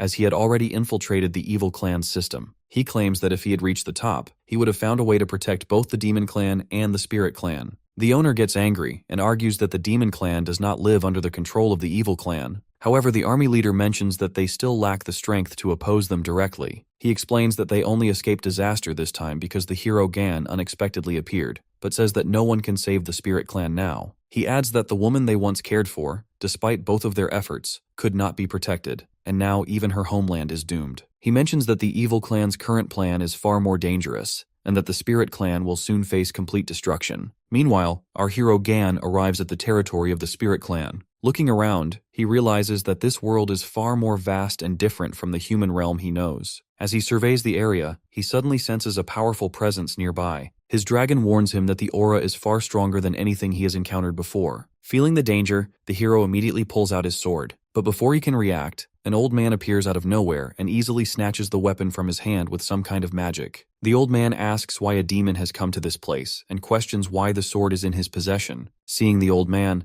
the hero notices that the man looks like a human, yet his true identity remains impossible to read. The hero tries to call his sword back to his hand. The sword immediately responds and begins moving toward him, but the old man uses his power to stop it. Realizing that the hero is now the sword's rightful owner, the old man states that he must first determine whether the hero is truly worthy of wielding it. At this moment, the hero leaps forward and tries to give a powerful punch. However, the old man easily avoids the attack and strikes the hero's stomach. Because of this, the hero gets much damage, and the old man gives another kick to the hero's face. Our hero wonders if this old man belongs to the Spirit Clan, and leaps at him to attack once again. As time passes, the two of them are still engaged in battle. During the fight, Gan realizes that the old man's speed is extraordinary. No matter how carefully he observes, he cannot find a single weakness. While he is busy thinking, the old man gives him multiple strikes and eventually throws him into the sea. Moments later, Gan's healing skill activates and completely restores his injuries. Seeing this, the old man feels surprised and comments that although the hero possesses remarkable healing abilities, his overall combat strength is still lacking. Then suddenly our hero uses the surrounding water to create several ice golems. The massive creatures immediately surround the old man and bind him with powerful ice chains. Gan explains that each ice golem possesses strength equal to his own level, which means escaping from here is impossible for the old man. The old man admits that he did not expect such a strategy. He realizes that the hero lured him into the water to gain the advantage and launch a full-powered counterattack. Acknowledging his situation, the old man remarks that he can no longer resist and orders the hero to finish him off now. However, our hero has no intention of killing him. He explains that he came to the spirit clan only to search for something important. As he walks over and picks up his sword from the ground, he gets shocked to see that the old man has already broken free from the ice chains and destroyed all of the ice golems in an instant. The old man then pulls out a bottle of alcohol from beneath the ground. He tells Gon that if they were of the same age and possessed the same level of strength, he would not be able to defeat him. He then offers some alcohol to him and asks about the true reason behind his visit to the spirit clan. Meanwhile, Princess Liangna's original human body looks at her family photograph, where the same old man appears, revealed to be her father. She believes the hero has now reached the spirit clan and hopes that her father's spirit in heaven will bless the hero's journey. Back in the spirit clan, our hero asks the old man to introduce himself and explain why he is fighting him. The old man replies that he is an ordinary man of the spirit clan who only wishes to protect it while he still lives. However, he adds that he recently had a disturbing dream. In that dream, a member of the demon clan stands on a mountain of spirit clan corpses, preparing to destroy the entire clan. He reveals that the figure he saw in that vision is none other than Gon himself. Hearing this, the hero gets stunned and asks why the old man did not kill him earlier if he truly believes the prophecy. The old man replies that all of his prophetic dreams have always come true. Because of this, he cannot kill him or alter the future in any way. However, he says there is still one thing he can do. He can try to influence the hero's mindset. Explaining this, he asks him to introduce himself and reveal his true purpose for coming to the spirit clan. Realizing the old man is not a threat, the hero admits that he is searching for the soul-calling herb. The old man responds that the herb is not difficult to obtain. He suggests that the hero can join the mining team and search for it in the spirit clan's demon cavern. However, he points out a major problem: the hero's identity as someone associated with the demon clan. He explains that tensions between the races are worsening each day, and most spirit clan members now see other races as enemies and destroyers. To help the hero move more freely within the clan, the old man uses a form of magic on him which transforms his ears into cat-like ears, allowing him to stay in the territory for a while. Gan then asks why the old man is helping him so much. The old man explains that he is not helping him personally, but acting for the spirit clan's future. He says that if the vision he saw ever comes true, the hero must become strong enough to protect the spirit clan. Hearing this, our hero makes a promise that he will protect the spirit clan at any cost. The next day, he wakes up feeling dizzy after drinking too much alcohol the night before. As he regains his senses, he notices that he is sitting inside a mining cart, but he wonders how he ended up here. Soon after, the cart stops, and a man named Steward Pashi orders everyone to get ready, announcing that they have reached the destination and it is time to start working. Seeing the hero, he understands that the hero is a newcomer and orders him to move faster as well. When they arrive at the entrance of the demon cavern,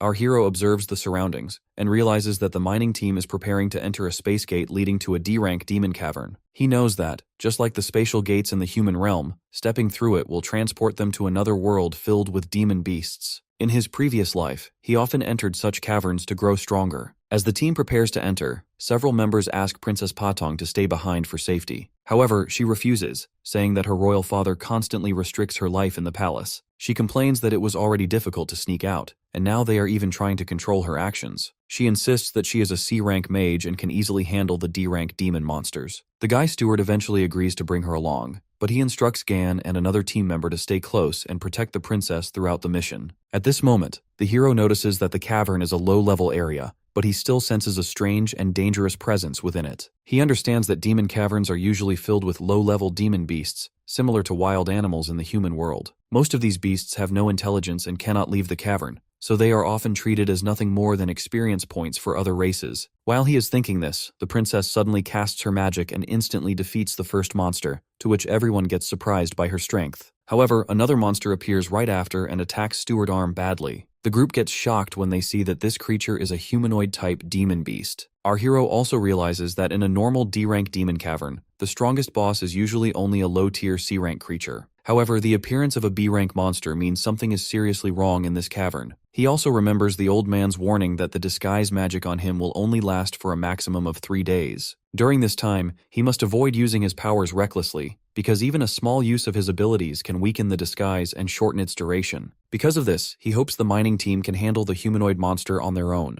At that moment, the monster launches a powerful attack. The entire team combines their strength, and by activating a defensive skill, they successfully block the strike. However, the princess realizes that defense alone is not enough, and they must defeat the monster together. She uses her magic to create a spike that pierces through the monster's chest. Getting the opening, one of the team members quickly moves in and cuts off the monster's head. The team celebrates their victory, thinking the unexpected boss appeared early but was still defeated successfully. However, our hero senses something is wrong as he knows that this was not the real boss. Suddenly, 4 more powerful monsters emerge from the shadows to attack the mining team. Seeing the monsters, the entire team gets scared and the princess apologizes to everyone, saying that the situation is her fault. They all struggle to think of a new strategy, since they have already used most of their strength defeating the previous monster, and now even more enemies have appeared. At that moment, all 4 monsters leap forward and give some strikes, to which the team members fall down. The guy steward tries to protect the princess, but one of the monsters grabs both of them and slams them into the ground. Now only Gan and 1 remaining team member are left. The last team member rushes forward and fights with all his strength.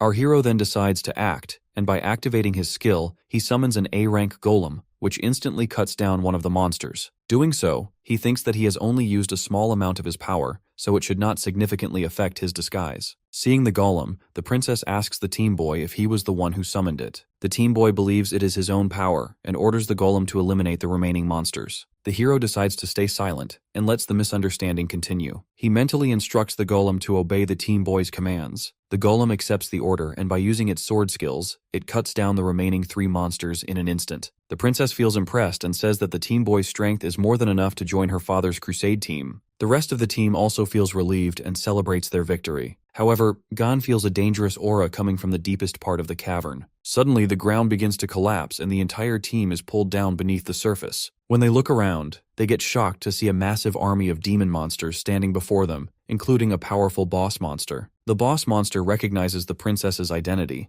to which the princess feels confused about how it knows who she is. The monster then orders everyone to sit before him in respect. When one of the team members refuses to agree, the monster uses a powerful magic attack, severely injuring him and forcing him to sit down against his will. Seeing this, the princess realizes that this enemy is far more dangerous than anything they have faced before. When the team boy tries to summon the golem again, the monster burns his hand instantly. Our hero also questions how a demon beast from the cavern knows the princess, and he senses that the monster's power is far beyond expectations. He suspects that this creature may be connected to the evil clan as well. As the monster prepares to attack the princess, our hero steps in and blocks the strike with his hand very easily. He then reveals to the princess that the golem they relied on earlier was actually summoned by him, not the team boy. He also assures her that he will now take action and help them defeat this boss monster as well. Seeing the hero's movement, the boss monster orders his underlings to attack him. The hero understands that using too much power could shorten the duration of his disguise and risk exposing his identity too soon. Because of this, he pulls out his sword and decides to fight using only this weapon. With a single strike, he instantly defeats the incoming monsters, to which the boss monster gets surprised and throws a massive invisible rock at him. The attack causes much destruction across the area, but once the dust settles, the monster gets shocked to see that the hero is completely unharmed. The boss then releases a strange energy over his underlings, causing them to enter a berserk state and rush toward the hero all at once. Seeing this, the hero realizes the boss may be similar to those possessed by the evil clan, as he seems able to enhance his followers' strength in this way.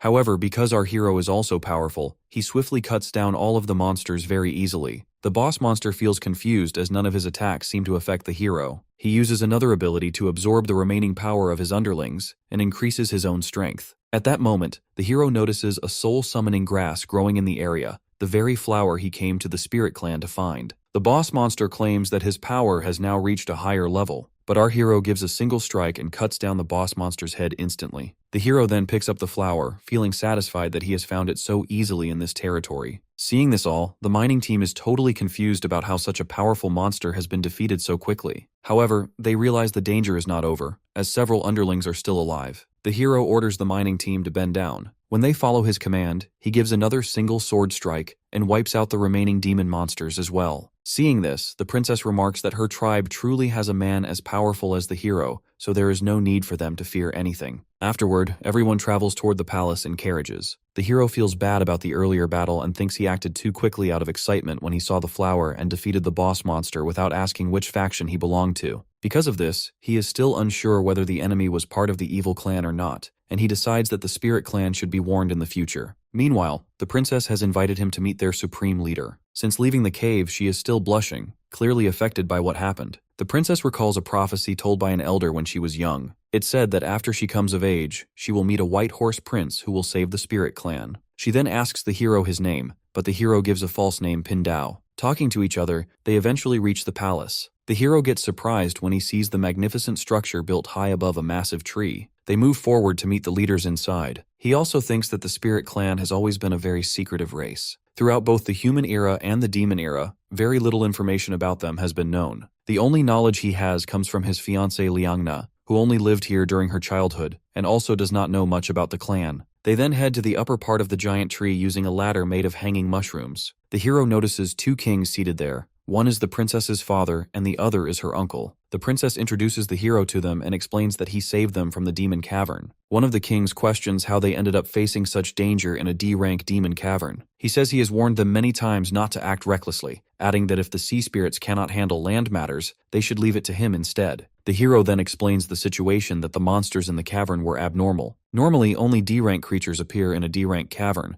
but they encountered B-rank monsters there and even an A-rank boss. Because of this, he suspects interference from other races. He also observes that the king's warrior is clearly an elite among elites, likely around S-rank level at most based on appearance. The hero warns that if the evil tribe has truly found a way into Spirit Tribe territory, the Spirit Clan must prepare for a full-scale war. Hearing this, the fatty king starts laughing and also argues with the other king over the territory they have divided between them. While they are busy in this, the hero suddenly notices that his disguise is starting to wear off, as one of his arms has revealed its true form. He thinks to himself that he has already completed his mission as instructed by his master. He has rescued the Spirit Clan members from the demon cavern and warned their leaders about the possible danger ahead. Because of this, he decides it is time to leave the palace, as he does not want his true identity to be exposed. Just as he turns to leave, the princess stops him. She says that her father has not yet rewarded him for his help, and she also has something she wants to give him. She firstly apologizes to him for her father and uncle's behavior, and then she hands him her own sea spirit stone, saying that someone as powerful as him cannot be restricted by her. However, as long as he carries the jade stone, he can freely pass through any territory governed by the sea spirits. After leaving the palace, our hero realizes that he has informed the Spirit Clan of everything necessary and successfully obtained the soul summoning grass. He considers that only one task remains. He will visit his father-in-law's grave to pay his respects before returning. Meanwhile, the old man, Princess Liangna's father, says that he has made all necessary preparations and that it is time for him to proceed toward the final battle. On the other hand, the Spirit Clan army chief reports to one of the Spirit Clan kings that their S-rank adventurer team has been defeated once again. He warns that the danger level may now exceed the war that occurred 15 years ago. He suggests contacting the Eastern Sea Spirit Tribe to discuss the situation. However, the king refuses the idea and says that since the demon cavern appeared within their own territory, they must handle it themselves. He then orders the deployment of their strongest task force to investigate exactly what is happening inside the demon cavern.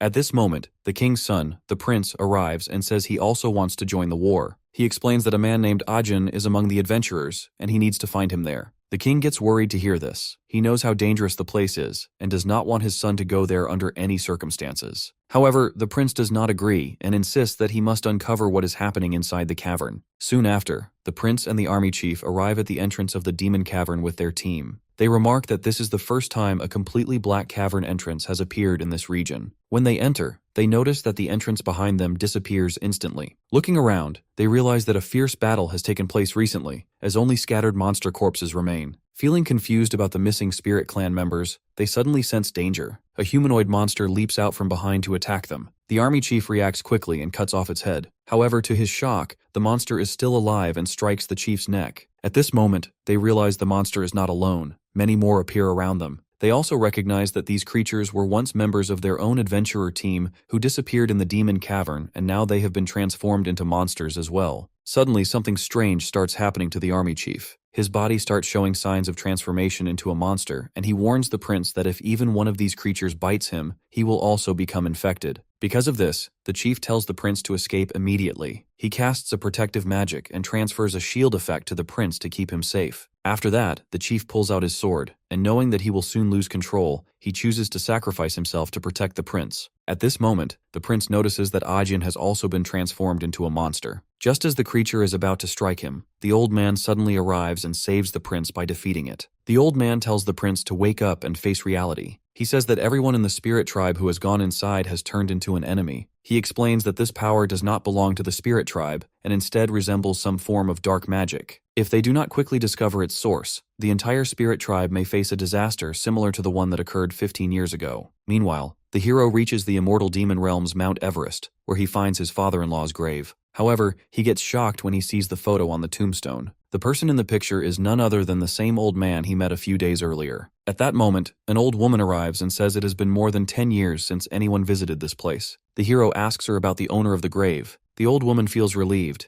thinking that someone in the world still remembers this man. The hero then asks whether it is true that the old man is still alive. He also recalls what his fiancée Liangna once told him about her family. She said her mother is a human princess with royal blood, while her father is the strongest general of the spirit tribe. 20 years ago, during the war between humans and spirits, they met, fell in love, and devoted themselves to each other. Her mother then gave up her identity as a princess and entered the spirit realm, even though humans were not welcomed there. Her father also abandoned his position as general and chose to live with her mother on a remote mountain, far away from others. Liangna has only a few broken memories of her father. She remembers that they once lived happily together on the highest peak of the immortal demon realm, and it was the happiest time of her life. However, when she was only 3 years old, a sudden war broke out 15 years ago and destroyed everything. To fight the demon faction, her father had no choice but to return to the battlefield. At the same time, her mother received urgent news that a major war had also started in the human world. Her mother's only brother died in battle, and as the last heir, she was forced to return to maintain the royal order. Even though she had left her family for love, she could never fully let go of them in her heart. After Liangna's father left for war, months passed without any news. Her mother could only leave a final letter before rushing back, but no one expected that this farewell would become permanent. 2 years after returning to the human realm,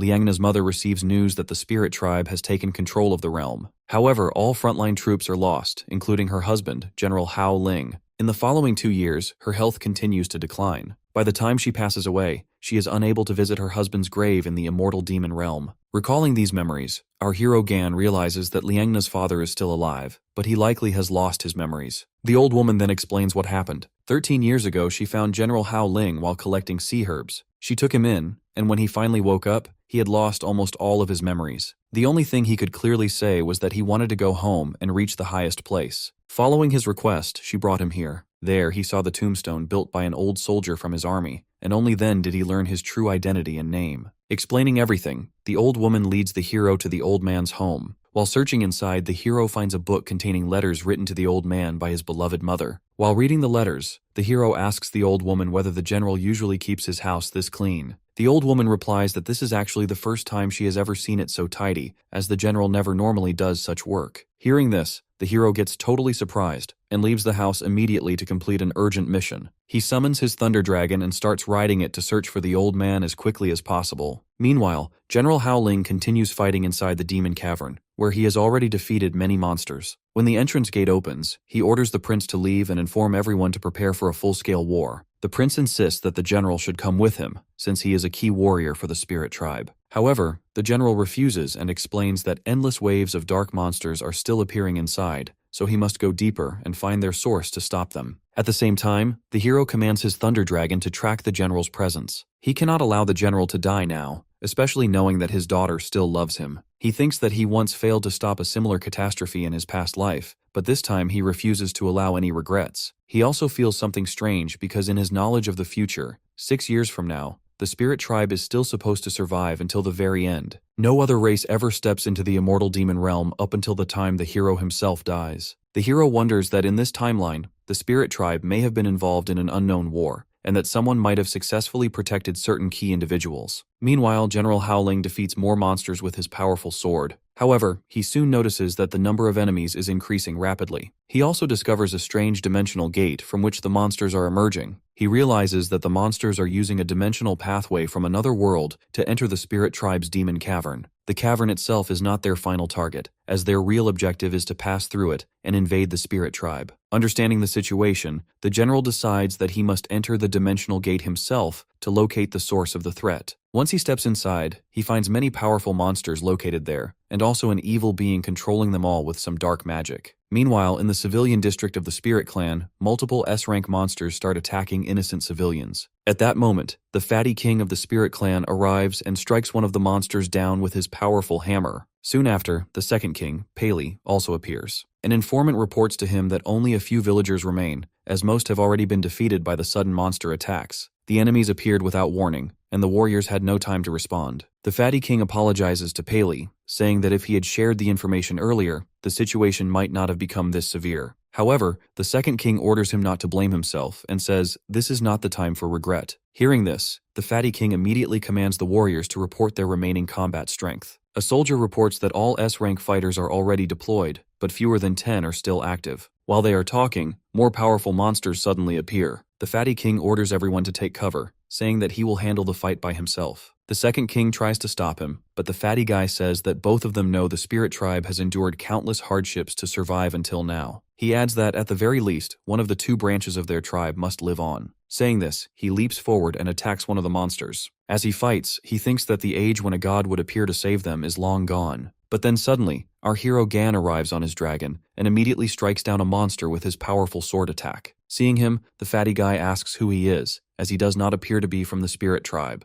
The hero replies that he had already warned them long ago to prepare for a full-scale war. The fatty man acknowledges the hero's strength but says there are too many powerful monsters for one person to handle alone. However, the hero uses his ability to summon multiple golems to fight the monsters. Seeing this, the fatty guy and the others get completely shocked, believing the hero might be a god sent to assist them. The hero assures them that his golems are enough to handle the beasts for now. He then tells them to take him to the source where these monsters are coming from. After that, they finally lead the hero to the cavern entrance. The fatty guy remarks that this is the same place from which his son managed to escape. He explains that observation teams are stationed across all demon caves in the Immortal demon realm, and reports have already come in from at least 5 caves confirming that monsters are emerging from within. The hero asks whether anyone else entered this cavern with the fatty guy's son. The guy confirms that others did, but only his son managed to return. The hero then thinks that when he descended the mountain and scanned the battlefield earlier, he did not find any trace of his father-in-law, General Hao Ling. This means that the general must have entered this cavern at a different time than the fatty guy's son. This is why the hero decides to enter the cavern to investigate personally. The others try to stop him, but the fatty man declares that the hero is like a divine being sent to them, just as in the great battle more than a decade ago. He insists that they must trust him and follow his lead at any costs. When they all enter the cavern, they get shocked to see the same type of monsters they had already fought outside still appearing inside as well. Seeing the situation, our hero Gan pulls his powerful sword and with a single strike, he cuts down multiple monsters instantly. As they move forward, the fatty king notices that several of his team members, including the chief who entered the cavern earlier, have also turned into monsters. The chief then activates a demon transformation technique, changing into a far more powerful form than before. Seeing this, the fatty king explains that according to legend, at the beginning of the world there were only 2 factions, humans and demons. He says that demons originally operated through demon caves.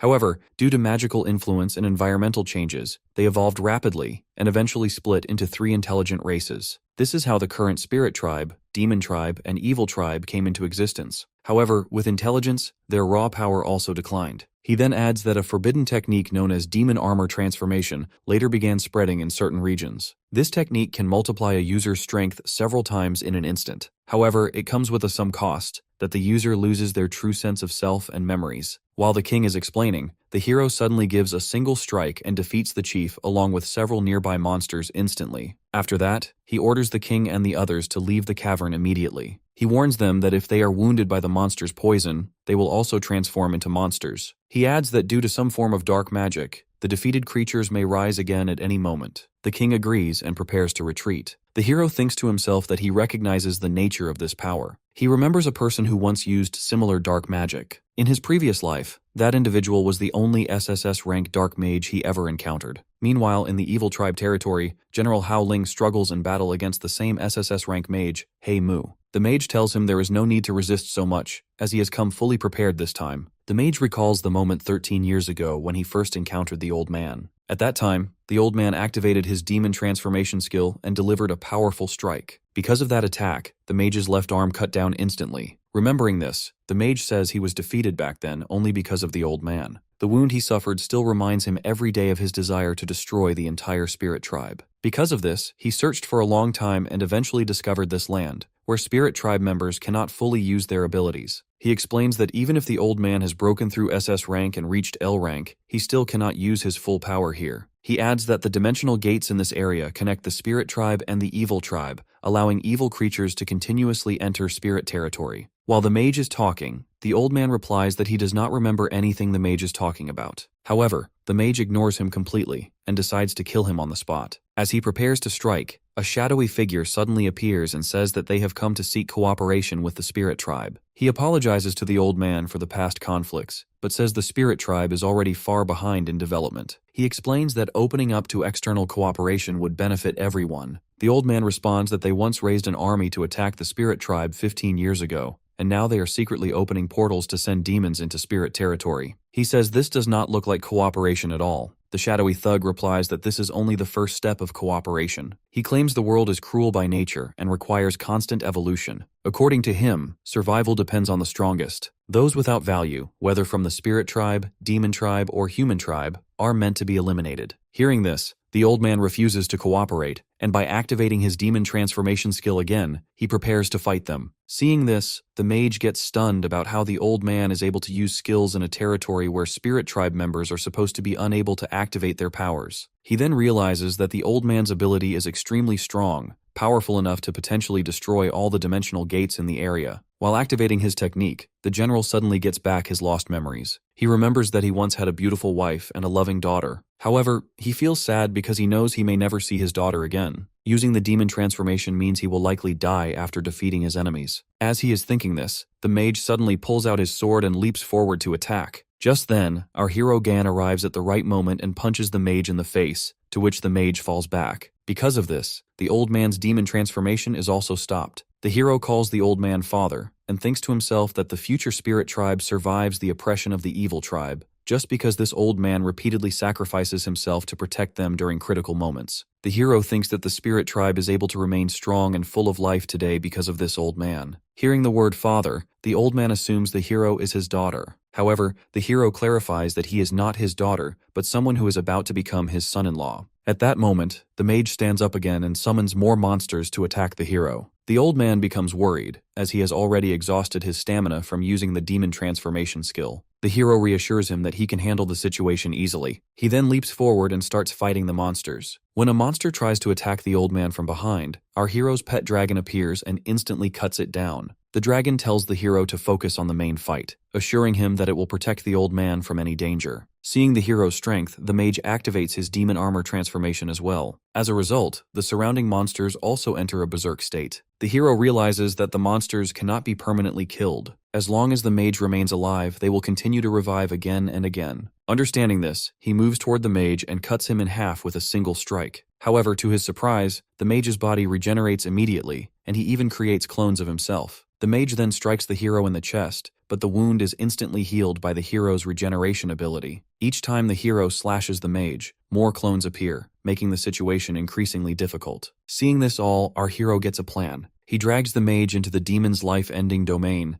a place where he once played a gambling game with a demon. Inside this domain, the mage's clones disappear, and he is forced back to his normal form. The demon appears and announces that neither of them can use their abilities here anymore, and it is a place where they must bet their lives. The demon summons a huge spinning wheel marked with 1,000 numbers and divided into 2 colors. This means both the hero and the mage must choose one color. The hero selects the red side and then uses all the remaining lifespan of his body to purchase 499 numbers on the wheel. Seeing this, the mage gets angry and claims that it is unfair. The demon then asks the hero if he is certain about using up his entire lifespan, warning that if he loses, he will lose everything he has worked for so far. The hero replies that he understands the risk very well, but he has been waiting for this moment for a long time. While they are talking, the mage tries to attack the hero, but the demon stops him and says he cannot act on his own in this place. The demon then spins the wheel and releases a marble onto it. Meanwhile, outside the domain, General Hao Ling notices that all the normal monsters suddenly start collapsing on their own. This means that the hero has defeated the mage inside. When the hero returns from the demon's domain, the general feels good to see him safe, and now he understands how powerful the hero truly is. At this moment, the senior thug's shadow appears again. He says that since the mage has been defeated, he will personally take command of the evil tribe's army. The hero comments that he cannot do that because he is not truly part of the evil tribe and is only someone hiding among others. The hero then strikes the shadow and warns that he will come for him later. After that, the hero orders his pet dragon to take the general out of the area safely. The old man asks what the hero plans to do next. The hero starts activating his demon transformation again and says he will stay behind to deal with the evil tribe forces that are expected to arrive. The old man says that the hero belongs to the demon tribe and should not sacrifice himself for the spirit tribe. However, the hero clarifies that he is doing this to protect the old man, who is very important to him as his fiance's father. He then returns the powerful sword to the general, saying it belongs to him. As the transformation completes, the hero states that he will finish what the previous generations were unable to accomplish. Meanwhile, in the spirit tribe, the hero's golems defeat all remaining monsters very easily. Once the danger is over, the people notice that the golems start breaking apart and disappear on their own. Inside the demon cavern, the dragon safely brings General Hao Ling to the spirit tribe kings. The kings feel relieved to see that he is still alive. Shortly after, all the portals inside the cavern that once connected the evil tribe and the spirit tribe completely vanish. This confirms that the spirit tribe has survived yet another major crisis. Later, the general prepares to leave the spirit tribe. Before departing, he meets the old woman who once saved his life and thanks her for everything she has done for him. At the Flame Kingdom's demon tribe continent, the remaining evil soldiers try to kidnap a child and escape. However, a human suddenly appears and saves the child by killing them all just as before. The child thanks him, and the man says they must continue searching for the hero Gon. In the end, all disasters that were about to strike both the demon and spirit tribes are ended. However, the hero disappears without a trace and can no longer be found anywhere in the world. Meanwhile, the lady who once fought the hero in the tournament is still busy training alone. She thinks that in 3 years, the Yun Kingdom will host a sports meet,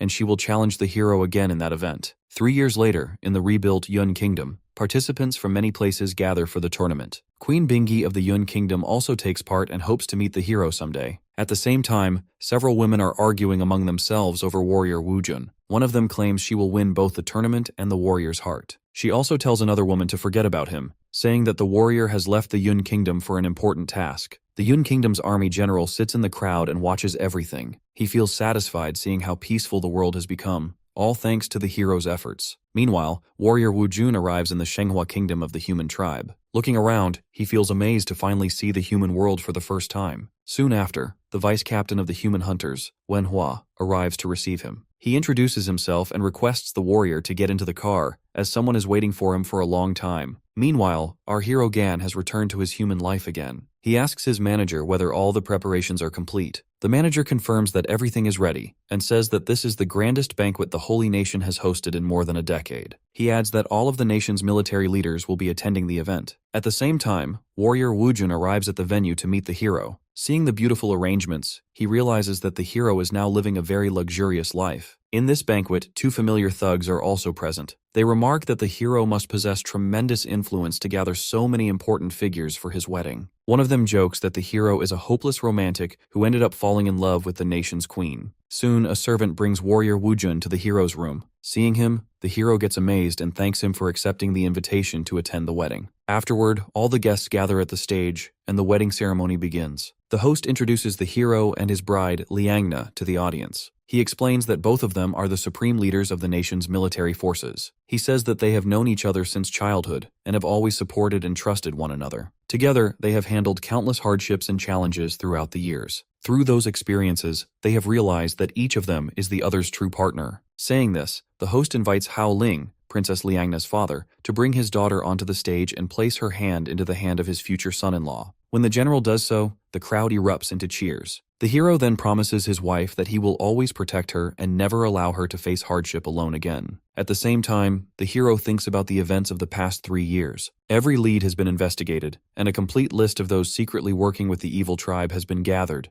During these years, he and his allies have carefully laid a trap to expose the traitors. Now, he is certain that not a single collaborator within the human tribe will escape justice. Meanwhile, the 2 thugs attending the banquet drink their wine. Then suddenly, they feel something strange happening to their bodies. They realize that they have fallen into a paralysis trap, and it becomes clear to them that from the moment they entered the manor, the hero had been observing and investigating them. Warrior Wujun then approaches the 2 men and declares that they are the true traitors who have been secretly aiding the evil tribe from the very beginning. This means they are responsible for all the chaos that has affected the various races. At this moment, the host announces that the hero and Liangna are now officially united in marriage and requests to do their first kiss. While the guests are enjoying the wedding celebration, warrior Wujun arrests the 2 traitors and brings them away without causing a disturbance. The hero then thinks about everything that has happened. He knows that conflicts between the tribes may never truly end, but he has already gained what matters most to him, his wife Liangna. Meanwhile, the hero's demon body is still in the demon territory and is watching the actions of his human body through a television. Feeling bored, he remarks that it has been 3 years since the hero used the soul summoning grass to be reborn in a human body. During that time, the hero has only returned to visit a few times. He jokes that if he had known this would happen, he would have preferred to remain as a system and stay by the hero's side. The giant demon beside him comments that if he were not here to keep him company, he would be even more bored than he is now. The hero's demon body then says that all the hardships and battles are finally over. From now on, everyone should enjoy the happiest moments of their lives, just as Gan and Liangna are doing.